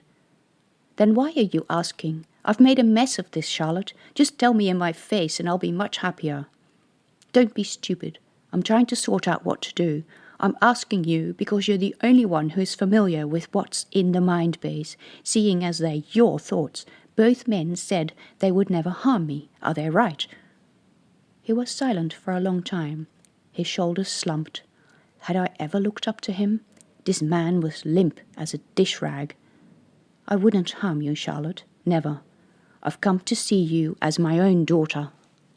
His eyes were distant, and belatedly I felt there was a much deeper meaning to his words. Your daughter? I probed gently. I hadn't known he'd been married, let alone he was a father. Maybe I misunderstood. She would have been your age. I sat as quiet and non-provoking as I could, waiting until he volunteered more information, not wanting to hear it at the same time. I wasn't interested in his private life. I might have been once, but no more. She was 7, my Bella and Daphne. His voice cracked. He swallowed. They'd been to see her parents, just a lazy Sunday afternoon. I couldn't come because I had to work. It was raining, and when the truck shot onto the road, Daphne couldn't stop. He swallowed again. Daphne had red hair, and Bella too, beautiful, like the colour of autumn leaves. I could never have harmed them, never. I would have died for them, if they could still have been alive. He looked at me. He had tears running down his cheeks. Do you understand what it's like to lose your dearest family like that? I could do nothing but give a small shrug. My parents divorced when I was 4, and I hardly saw my father for a number of years. My mother, on the other hand, was a wreck. Her moods varied wildly from loving to paranoid, banning me from leaving the house, even to go to school. She was either singing or screaming that she was going to kill herself. She forgot to do the shopping. She forgot to pay bills. She forgot doctor's appointments and to take her antidepressant medication. I learned to be independent from a very early age.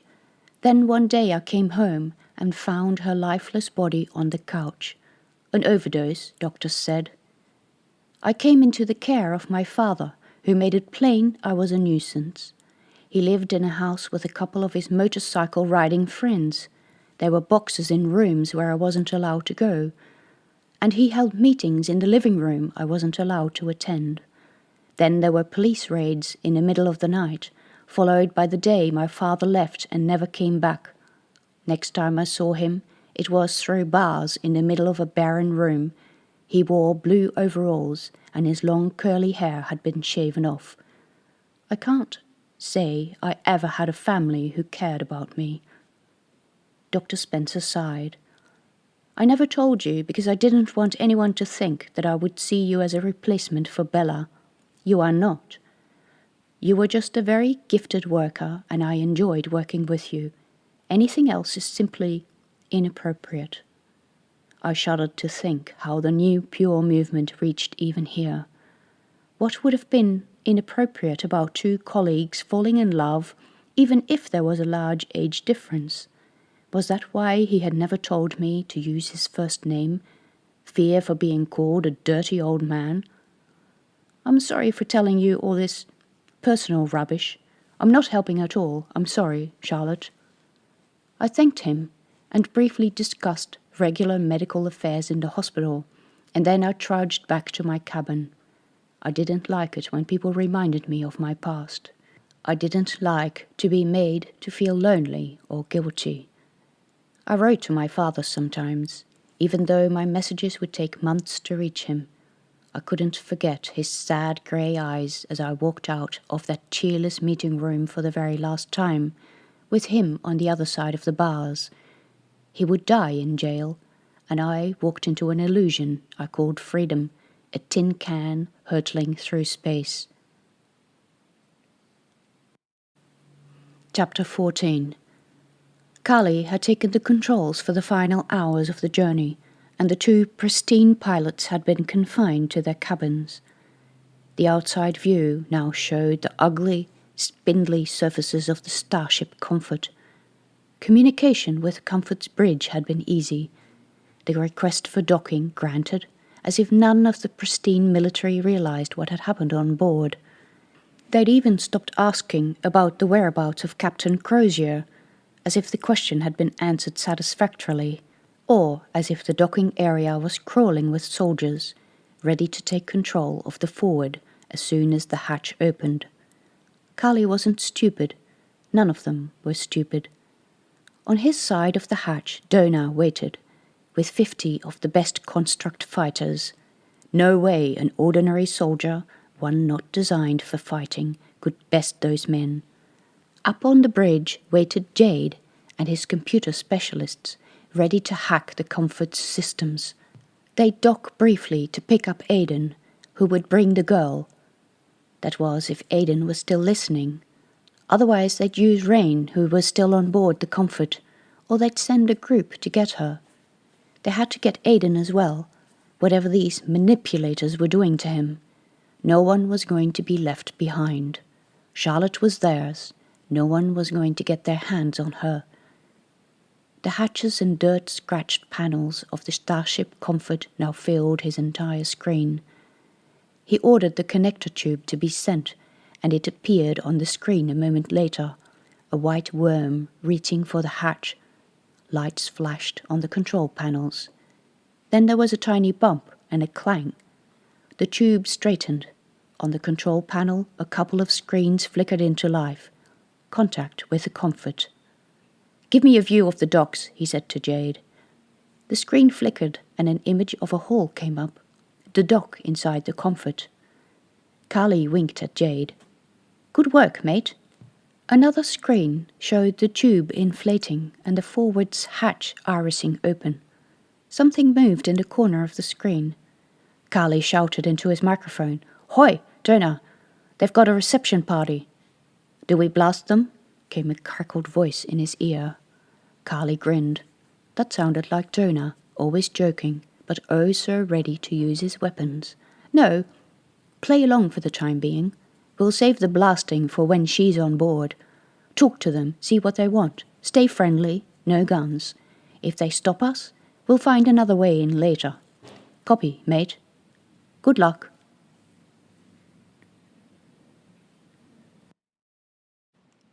Chapter 15.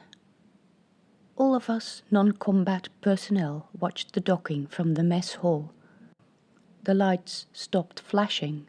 The hatch opened and the outside camera provided a view down the tube that connected the two ships. A thin and flimsy thing it was, but Josephine Mayfair had insisted on using it rather than a hard dock. She had used some technical excuse, but we all knew that the tube restricted the number of people coming across at once and gave us plenty of warning if the constructs were up to something. Did those men know what was in store for them? Two figures approached through the tube, became bigger and then stepped into the airlock. The channel switched to a different camera, inside the airlock, showing both men floating around, inserting their hands and feet into the restraints so that when the ship's rotating inner shell picked them up, they'd face the right way in the sudden gravity. I'd done drills in emergency evacuations, and that sudden shift from full gravity to no gravity at all was incredibly disturbing and nauseating. The men held on. Jolt, shudder, and they stood on the floor of the cubicle. One took off his helmet. Even by the washed-out white light, I recognized him from Aiden's mind dump. It was a frontline fighter called Dona, a wingmate of Aiden's. The other man removed his helmet as well and unzipped the top of his suit. A lean figure, tall and sharp-eyed. Fitzinger stock, if I guessed correctly. Sharpshooters. They'd sent fighters, not talkers. Somewhere out of view of the camera, they would see the ship's representatives, Captain Mayfair and Commander Ehrlich. The screen switched to a camera with another angle. This one showed Dona and his mate side on, as well as Captain Mayfair approaching from within the docking area. Commander Ehrlich stood slightly back. I knew there was almost an entire platoon of men hidden in the corridors behind him, just in case.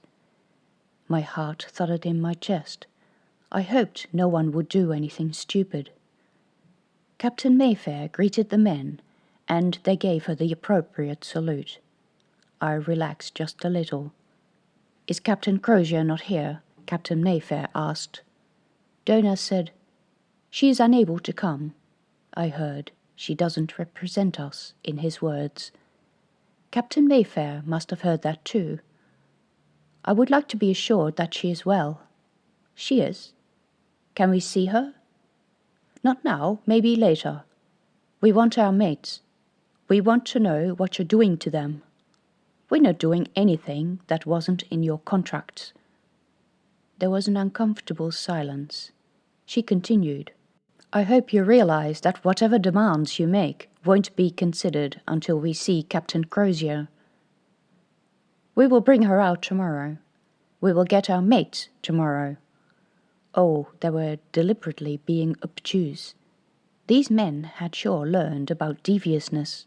We had not made them like this at all. Captain Mayfair glanced at Commander Ehrlich.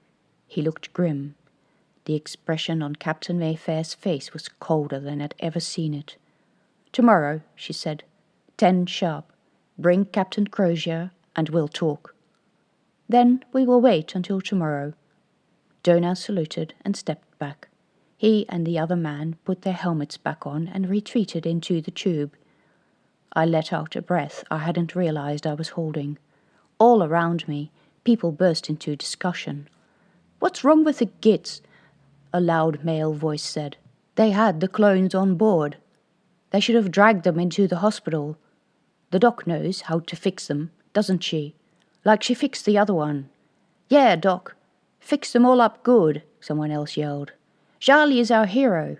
Oh no, that was Julia. But before I could say anything, they were all chanting, "Charlie, Charlie," and one burly technical grunt put me on his shoulders and carried me around the room. I made an effort to smile, but I'd never felt more miserable.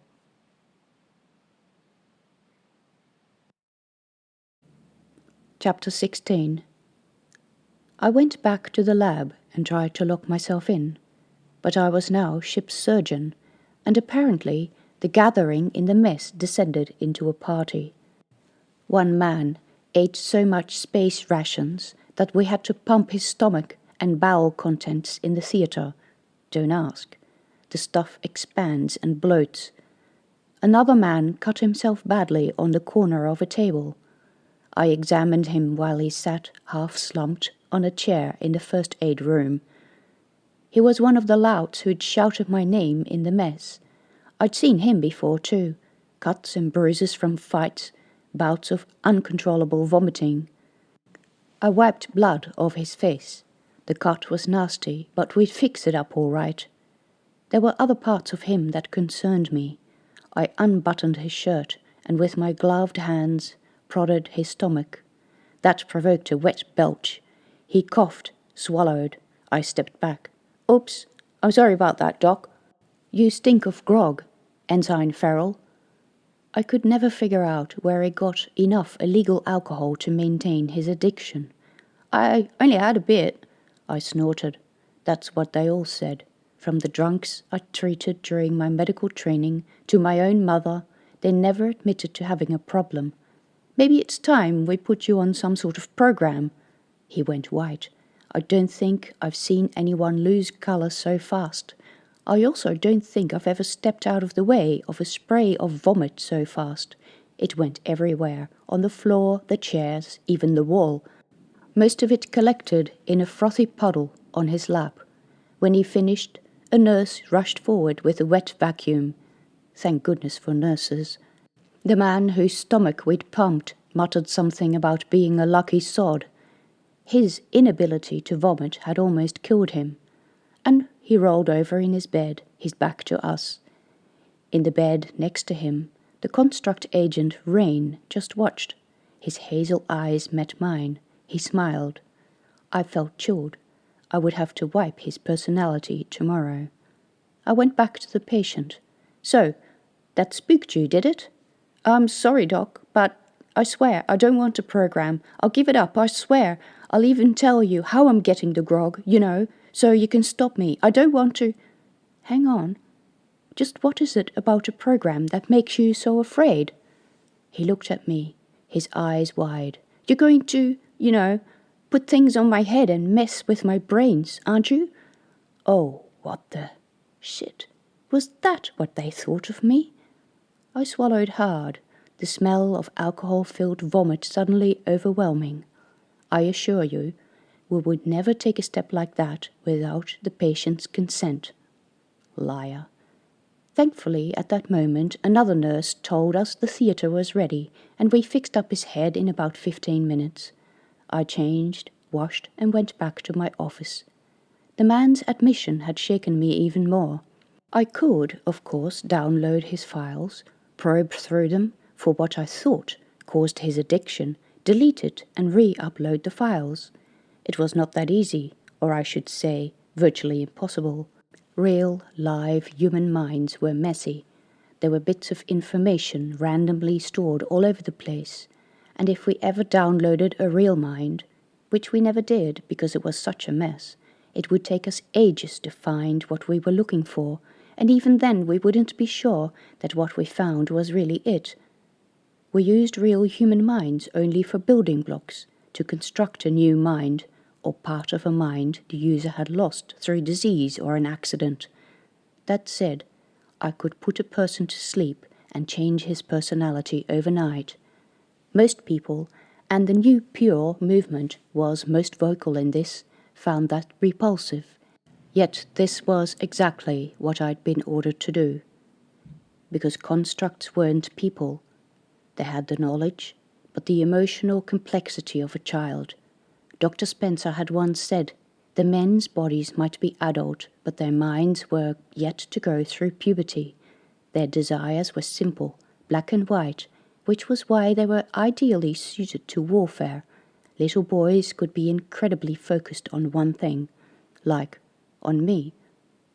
I called up Aiden's original memory files, the ones I'd hidden on the data stick in the back of my drawer. A search for Jonah's name brought up several subroutines I had missed before. Even a construct's mind held lots of invisible pockets. Aiden and Dona had fought. There was an image of Dona trying to hit Aiden. There was a woman, one of the few non-construct soldiers on the ship. Captain Crozier, I thought, but I had never met her. She berated them and told them to go back to their cabins. And then the two men sat in a dimly lit cabin. There were a few other soldiers there, all constructs. I recognized some faces, Carly and Rain, the first man we had treated. Hey mate, I'm sorry that you got into trouble or something, Donna said. Aiden slapped Donna on the shoulder. Nah, it was a good fight. I think I have it all sorted out. About Charlotte. What about her? Asked Carly. We need to protect her. You're not wrong there, mate.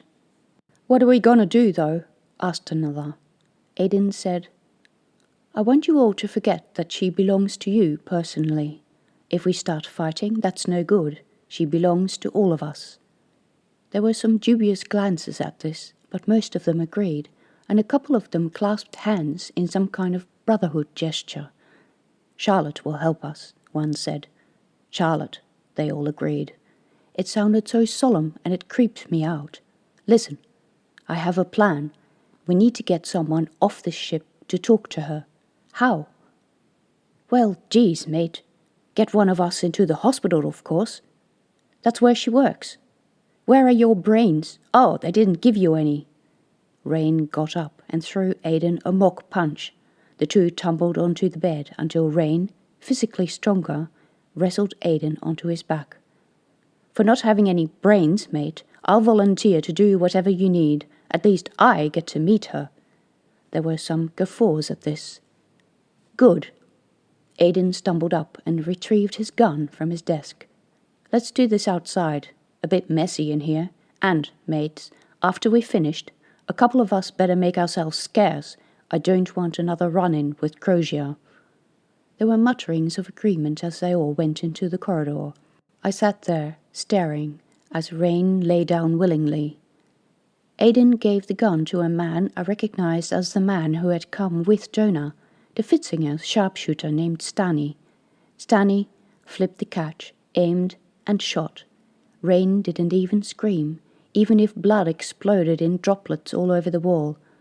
Jonah ran to the wall panel and hit the alarm button, gesturing to others, "Get out!" Before Aiden, Stanny, and Carly disappeared, Aiden clasped Rain's hand and squeezed it. What had I said again? The emotional age of a child? No, these men were much more focused than we had thought. Chapter 17. Still no guns? Jonah glanced up. Carly shook his head. You're on a mission to collect our mates from a friendly vessel. Who would go armed for such an expedition? I would, Stanny muttered, stepping into his suit. Especially with her around. He glanced at the door, where Jonah's blood brother, Arrow, had gone to get Captain Crozier. Carly sighed. Yes, I know you would, but the Pristines wouldn't. That's the important bit. Oh. Jonah put down the laser. His face showed disappointment. Suppose I wasn't made to think. You were made to think, all right. It's the Pristines that aren't thinking. Stanley grumbled, now up to doing up his belt. Just as well they're not thinking, mate, Jade said from behind the computer. Or we could never pull this trick. Can you put on your glove and wriggle it a bit so that I can see if the data patch is working? Jonah did, and wriggled his fingers as Jade directed. He didn't like wearing gloves, and the prickly electronics Jade had inserted didn't make it any better. If he had to wring someone's neck, he preferred to do it with his bare hands. Jade had scanned all the comfort signals. There was no record of Aiden anywhere. Jonah and Stanny were walking into the same trap, he was sure. But the glove was the key. As long as Jade got what he needed, it was all worth it. Jade gave him the thumbs up from between his tangle of screens and spying devices. Jonah turned to Stanny. Ready to go, mate? Ready. The door slid aside and Arrow came in, pushing Captain Crozier ahead of him. She held her chin high and didn't look at anyone. Jonah put on her helmet and then his own. Then he took her arm. She felt stiff, like a first aid dummy. Stanny slipped the helmet over his head. They all gave each other the thumbs up, and the three of them entered the tube. There was no gravity here.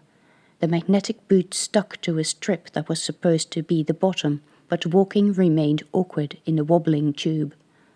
Jonah might not have Carly's brains, but he didn't quite understand why no one from the Comfort had entered through the tube to inspect the vessel last night. Certainly, that Mayfair lady seemed eager enough.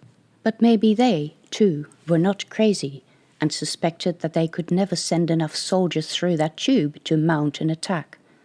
Maybe they thought it would stop the crew from the forward streaming on board. There were other ways into the ship, of course. Jade had told the men about all of those. They reached the end of the tube and wobbled into the airlock. The doors shut, and the air hissed in, while there was a clunk and a bone-jarring jolt as the airlock cubicle was scooped up by the ship's rotating inner shell that provided the onboard artificial gravity. There was a moment of disorientation, familiar, because Jonah had done a lot of crawling over the outsides of ships breaking in. Jonah grasped for the handholds while the inner airlock irised open to let them into the docking hall. Normality returned here. Jonah thought it was a pity. He slipped off his helmet. Stanny did the same, with one hand, since he was still holding Captain Crozier. Commander Ehrlich was waiting for them, but Captain Mayfair wasn't there. Instead, there were a couple of nurses in hospital gowns. Unfamiliar names. A wiry woman.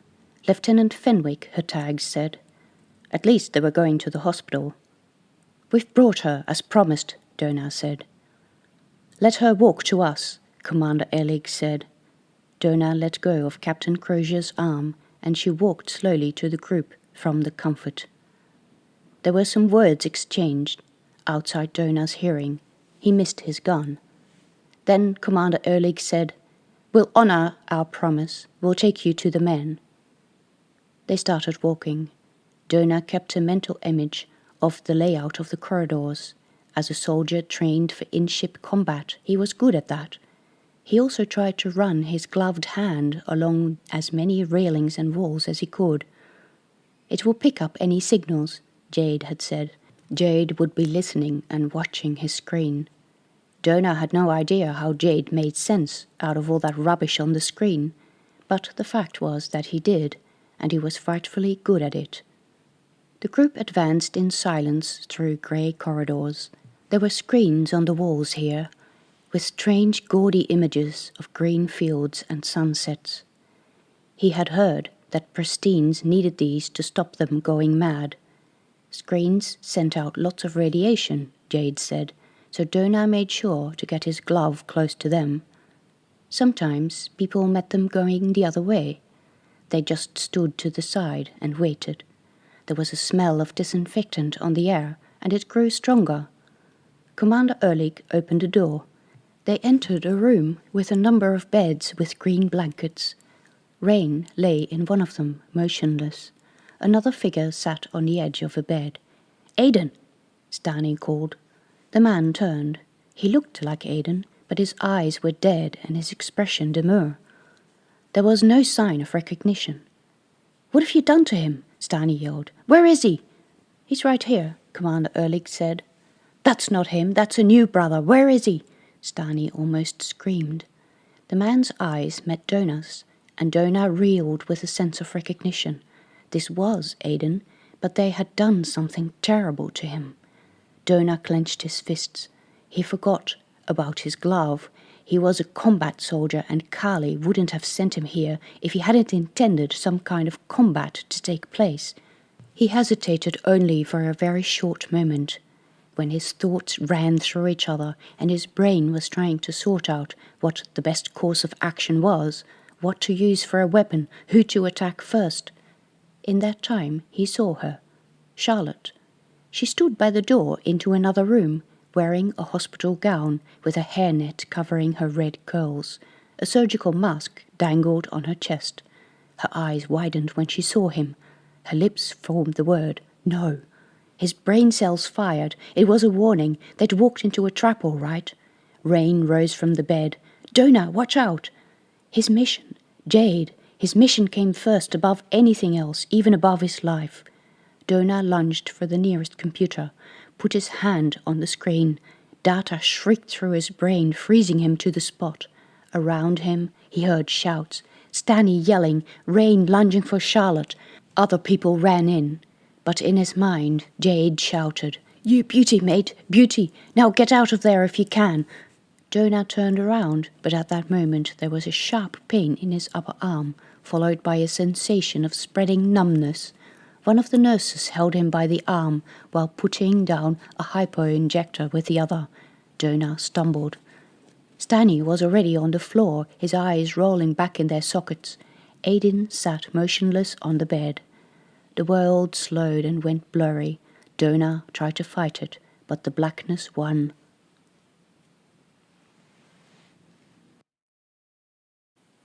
Chapter 18. In the aftermath of the struggle in the hospital room, I shivered so much that Commander Ehrlich ordered Julia to get me a hot chocolate. "They're all after you, it seems," he said.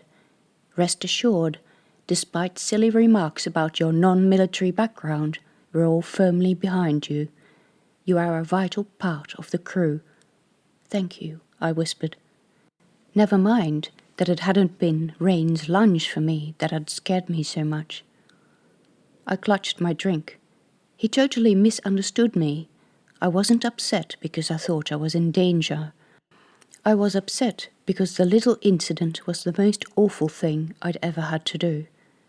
I had been used as bait. The construct men trusted us. They didn't know the meaning of betrayal. They definitely didn't expect to be knocked out and have their brains erased. But I said nothing.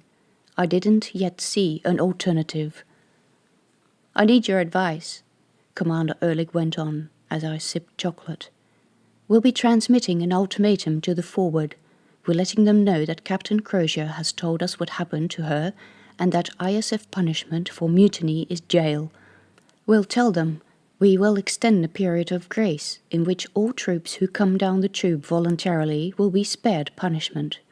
Any who do come down, of course, will go straight to the hospital for you to treat. What I need to know about these men is what would be an effective threat for punishment. They don't seem to fear pain and are not afraid of fear itself.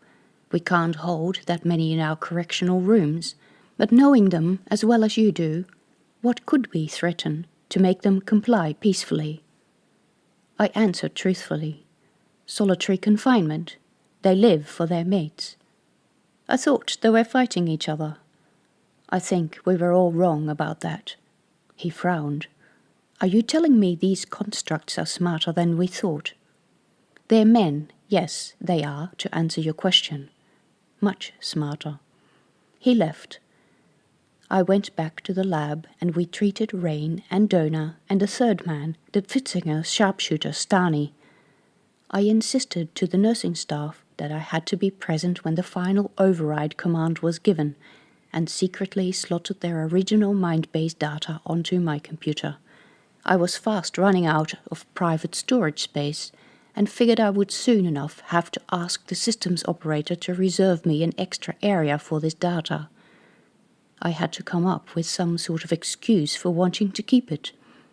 Research was probably as good an excuse as any, but everyone was busy, and the war machine trundled over sensitivities.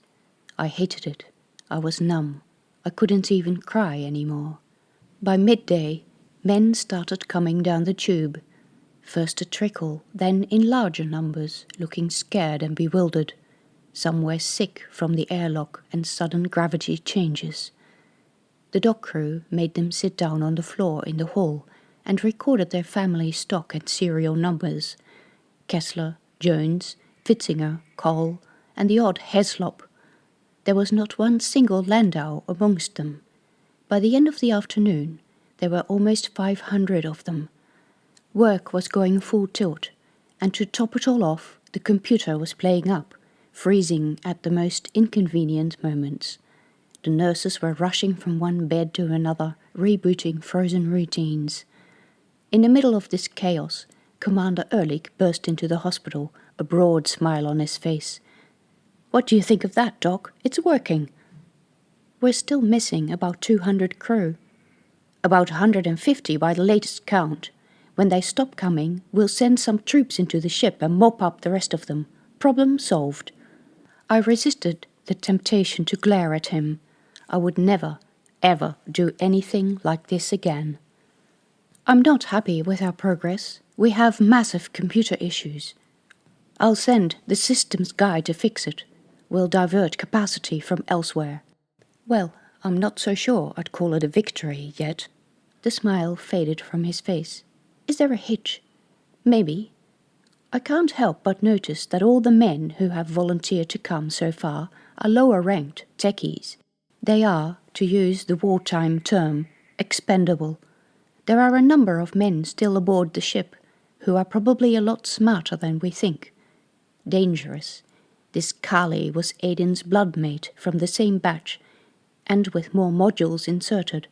There was no way we were going to catch him so easily. There were another 20 Landaus aboard." He smiled at me in a condescending way. "Don't worry, we have all that covered."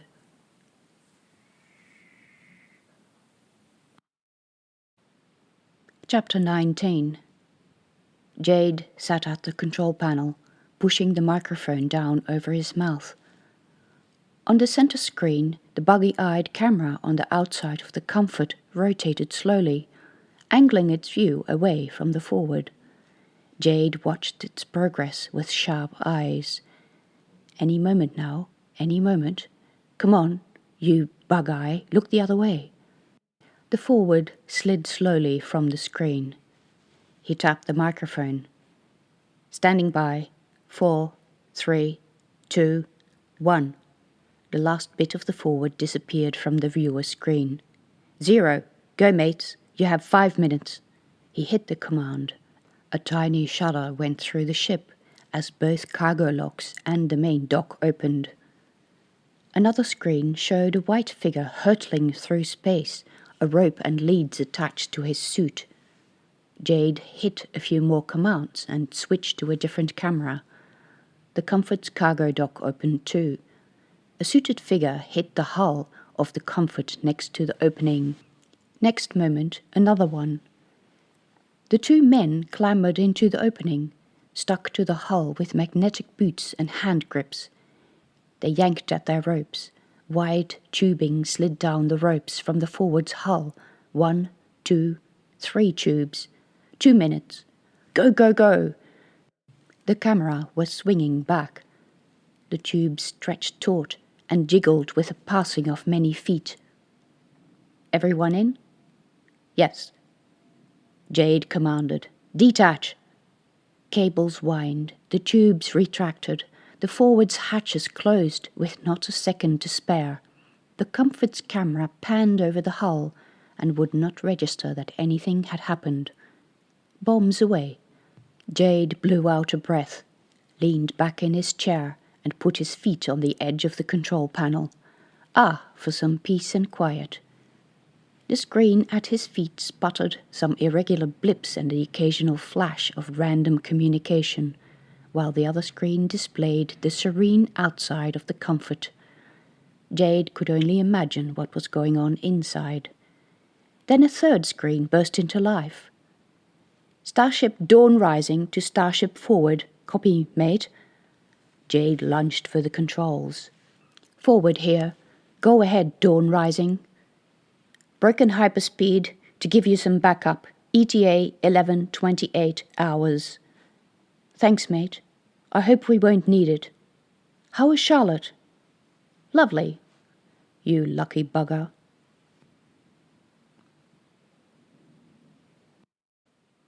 Chapter 20. I worked until late. We treated about 50 men, far below our target. But every time we pressed the override routine, the computer would freeze. I spoke to systems. They said they'd fix it. They didn't. I spoke to Captain Mayfair. I think she blasted them, but fixed the problem. It didn't. Eventually, Julia came up to me and threatened that if I didn't go to bed that very instant, she'd report me for unsafe work practices. I went to my cabin and, barely conscious, changed into my pajamas and crashed into bed. I woke up in the night to a thud somewhere on a wall outside my cabin. I sat up in my bunk, staring at the long shadows cast on the opposite wall by the tiny light on the room comm. Air hissed out of a ceiling vent. The floor vibrated ever so slightly from the engines. I held my breath, listened. But I heard nothing. The clock on the opposite wall displayed the ship time as 3:09 a.m. I cursed myself for sleeping through the alarm I'd set. I had intended to check on progress at the hospital. Had someone fixed that blasted computer yet? I got out of bed and sneaked to the door, looked through the peephole. Nothing stirred in the grey-walled corridor. I flicked on the light, went to the comm screen and called up my work area, but that was as far as I got. The entire system had frozen. Oh, blast it. Here I was, asleep, while the staff had to deal with all these problems. I better go. There were voices in the corridor, male voices, agitated and running footsteps. I went back to the peephole. Several shadows flitted past like ghosts running too fast. Heart thudding, I made a dash for the wall phone. Command center? There was no answer. There came a knock on the door. Charlotte? Trembling, I turned off all light in the cabin and went back to the peephole. In the corridor stood a hulk of a man, straight-nosed, with dark curly hair. Aidan. How could it be? I had spoken to him yesterday, and he didn't remember his name or mine. I had overridden his personality. "Charlotte, open up, it's Aidan." I backed away from the door, looked back at the computer, the screen still frozen, and something occurred to me. What if the computer problems, the forward and comfort, were linked? One of the men who hadn't yet come out of the ship was a Kessler with Comp 1, Comp 2, and Comp 3 installed. From Aidan's files I had learned that the man's name was Jade. If Aidan's development was any guide, this man might well have learned to read his own mind base and would know what the files looked like.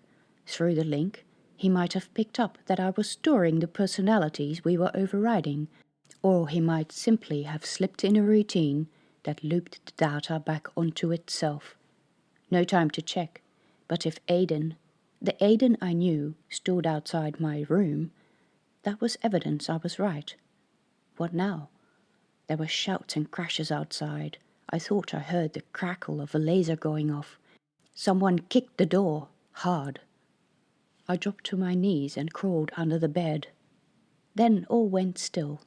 The lock clicked and the door opened, slowly. I pressed myself further under the bed, my heart thudding. Someone walked in. By the light from the corridor, I recognized ISF issue regulation boots. "Charlotte?" Carla Avery. "Charlotte, are you okay?" I slid myself from under the bed. She blew out a breath when she saw me.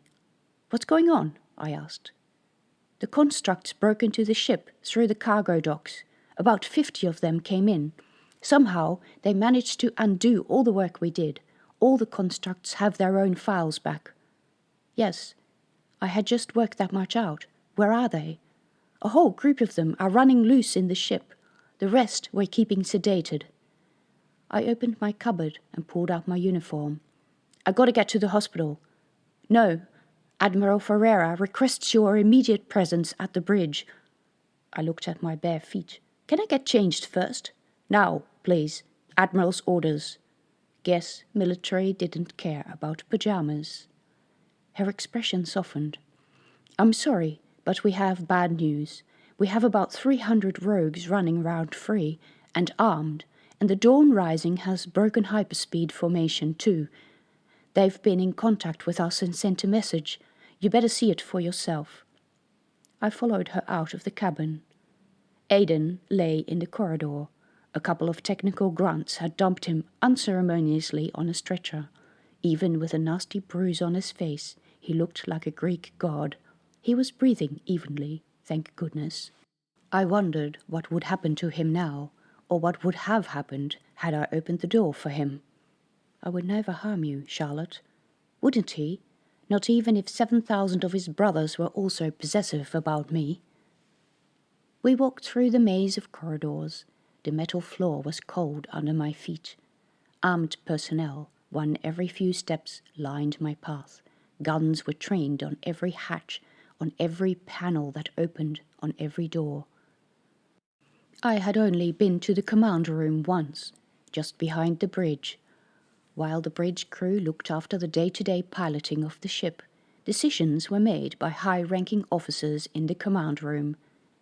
It was a spacious affair, carpeted, with an oval table in the middle, where the top brass of the ship already gathered, all in spotless uniforms. On bare feet and in my pajamas, I felt I might as well have been naked. I wasn't even wearing a bra, and my ample breast swung with every step. Commander Carla Avery found her seat on the other side of the table.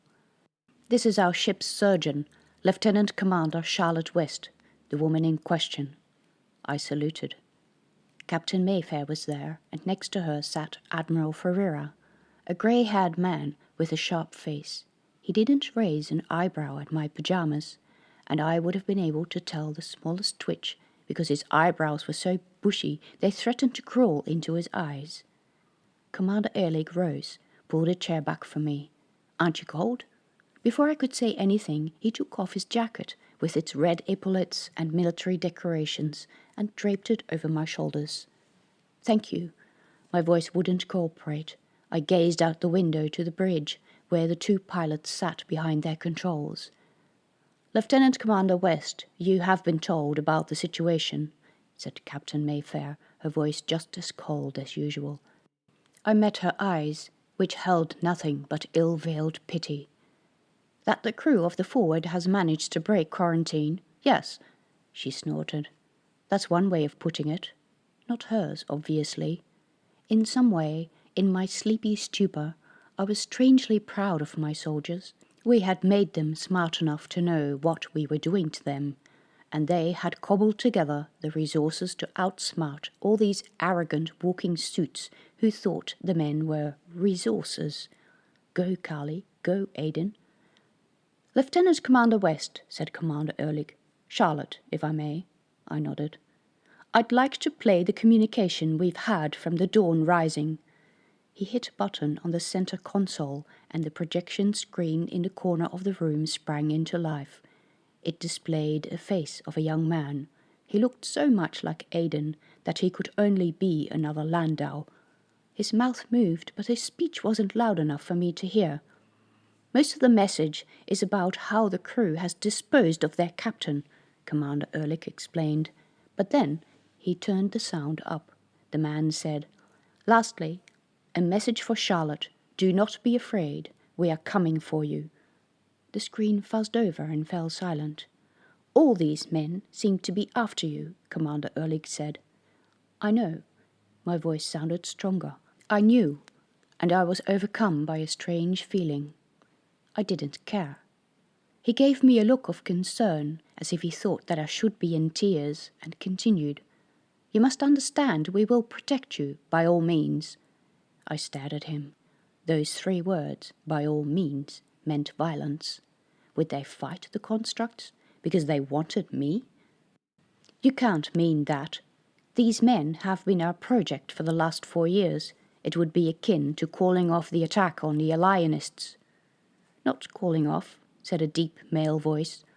Altering the situation somewhat. We take control and then ask for voluntary service. These men were bred to fight. I'm banking on the fact that most of them will want to fight. We'll have to jettison the rest. But that's lunacy. These men lived for each other. You couldn't just ditch the lot of them. And then I clamped my jaws, because the man I just called an idiot was Admiral Ferreira. He met my eyes. My heart thudded against my ribs. Not a nice situation, I agree, he said. But these men seem to have become very smart indeed. We should use them where we can. We have to consider not just their lives, but the lives of the people at Taurus. I bent my head. I'm sorry, sir. I didn't mean to. I understand. You're a doctor, and you are passionate about your patients. But right now, we all agree that your presence here is a risk to us. I looked up. What were they suggesting? We're going to let you drop off in a shuttle. You'll continue towards Taurus, but at a much slower speed, and arrive, hopefully, when we've dealt with the Alienists. Meanwhile, Lieutenant Fenwick can deal with the constructs. Once we've got the rogues under control, we'll isolate the hospital system and reprogram them. We've had plenty of practice, although we will still be able to consult you. No, I shook my head, but they were all talking to each other. We need to disconnect the Forward, Commander Ehrlich said. Isolate the problem. If the Alienist mission hears about this, they'll be laughing their heads off. Carla Avery said, If necessary, we knock the rogues all out, reprogram the Forward to return to Earth and sort it out when we get back. I said again, louder this time. No, cutting communication can't work. Some of them are telepathic. They were silent then. I continued. They will know what has happened to their comrades. Even if you allow no communication, they always come back for their mates. And so they would always come back for me, because I was one of their mates. Stupid, I hadn't seen it before. The door opened, and a group of armed men marched in, putting an end to whatever thoughts I had. Your escort to the escape vessel, Captain Mayfair said. Your clothes are on board. I rose, hesitated, saw Aidan as he had lain on the stretcher outside my room, so close to his goal. What if... But I let the moment pass and walked out the door with the soldiers. I was a coward.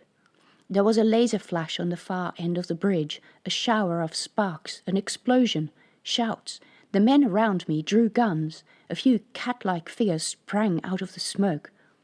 Commander Early grabbed me by the shoulders, pulled me back into the command room. Someone slammed the door shut. There was laser fire on the other side of the window, my escort discharging weapons at dark figures running onto the bridge.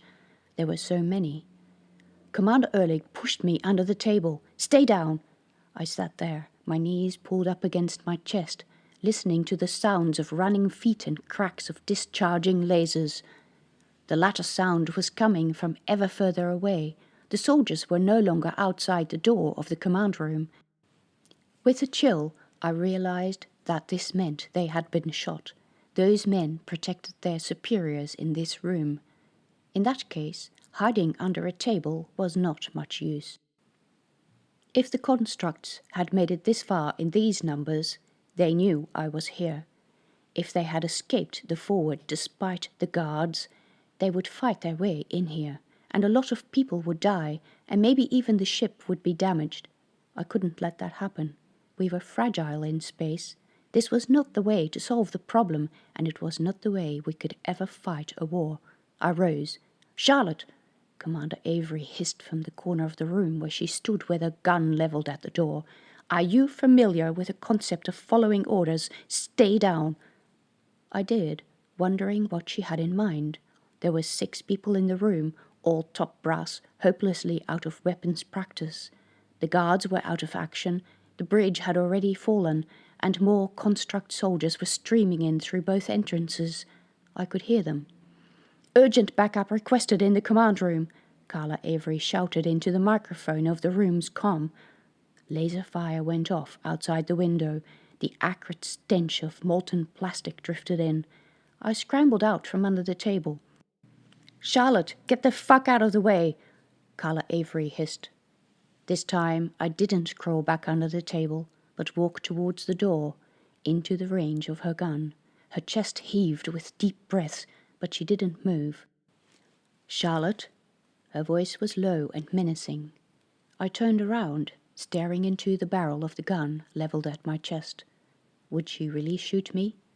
Probably not, I decided, although I wouldn't put it past her.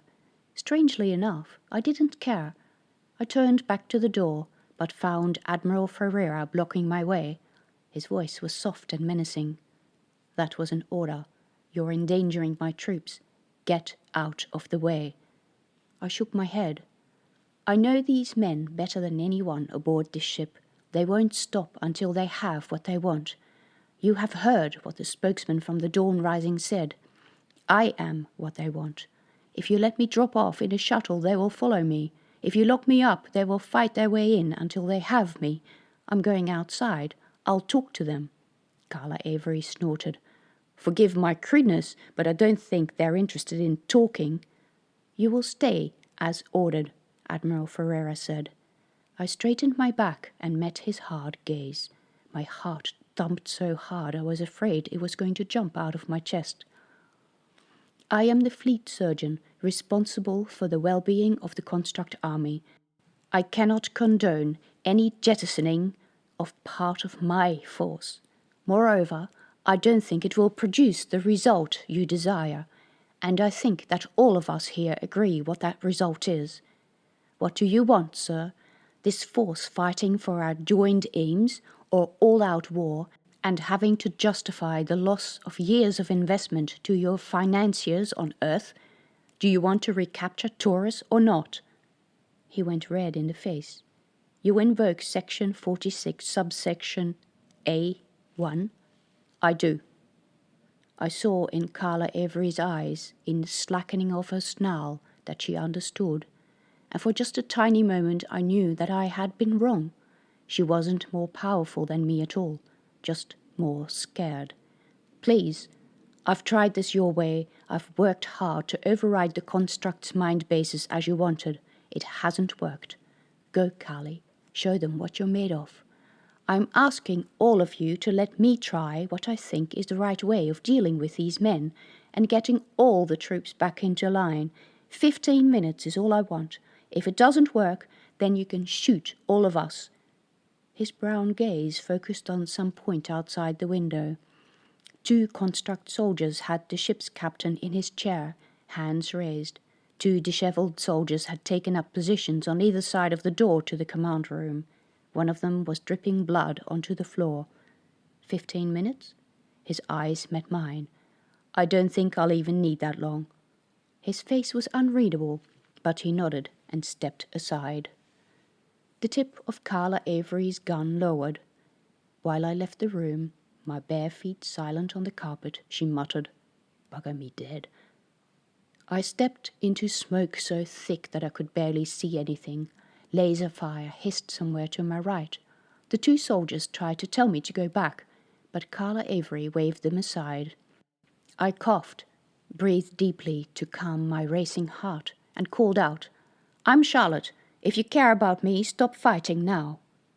Silence was immediate. Then there were shouts and whoops and whistles.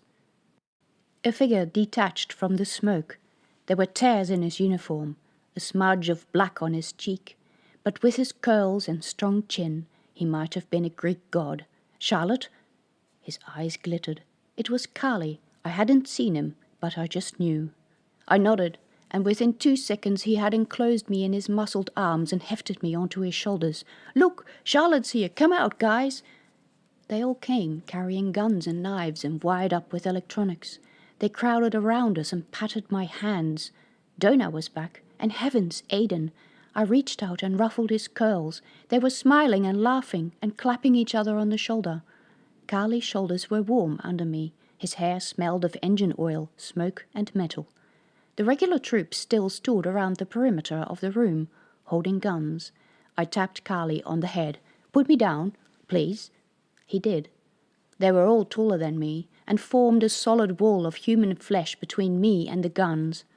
I felt safe. They would never let any harm come to me. I knew these men better than I knew my own family. They were my family of little boys.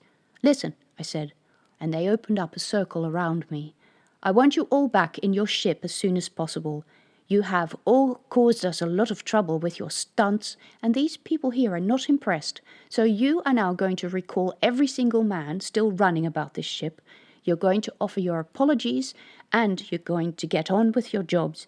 We have a war to fight, and we want to win it. We're all going to work the hardest we can to show we can win it, and how we can survive to become the greatest army there ever was. You're going to be heroes." Someone at the back of the swelling crowd yelled, "Charlotte!" and they all took up the chant, "Charlotte! Charlotte!" I struggled to keep tears from my eyes, motioning for them to be quiet, which eventually they did.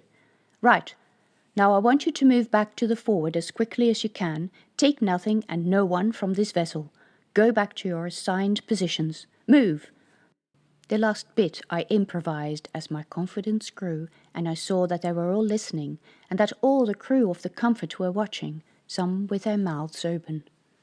The men rose almost as one, stowed their guns and abandoned their hostages. The first ones were already marching out. No one else moved. At the door to the command room, Admiral Ferreira gave me a strange look. Was it admiration I saw? He should try it more often. It made him look friendly. I spread my hands. "You can come out, it's safe. I vouch for them." But he didn't come until most of the men had gone. He nodded, and that was probably as much appreciation as I was going to get from him. "I will have you escorted back to your cabin," he said. "No." I fumbled for the PDA unit I wore around my neck and gave it to him. "Give my position back to Dr. Spencer. This is the wrong place for me. I'm going with them." Chapter 21.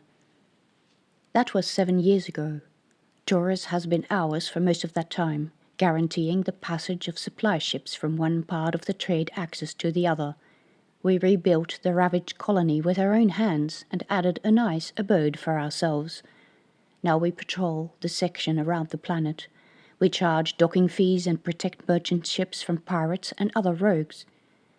We had almost finished building our own housing when one day, in the middle of a conversation, Aiden looked at me and undressed me with his eyes. I smiled because I had waited for this moment, knowing it wouldn't be too far off. He blushed and turned away and never mentioned it again. Apparently, Rain had worked it out much earlier, but he was always the shy one, so I cornered him in the garden once, where he could not escape me. We kissed, hot and eager, and his hands strayed under my... He enjoyed it, but wouldn't admit it for weeks, and was the subject of much teasing. There were such little boys. Jade was the first one to come into my bed at night, and provided the ultimate proof. They were not second-rate humans, but hot-blooded men who were fast growing up. I reserved a special day for Aiden. In the months afterwards, he and others would come up to me and feel my swelling belly, eyes filled with wonder. The child that grew within me wasn't just Aiden's, it belonged to all of them. I have 3 little girls. 2 have red hair, 1 is dark. At night, Aiden shares my bed, or Jade, or Rain, or any of the others. They're sweet and poetic.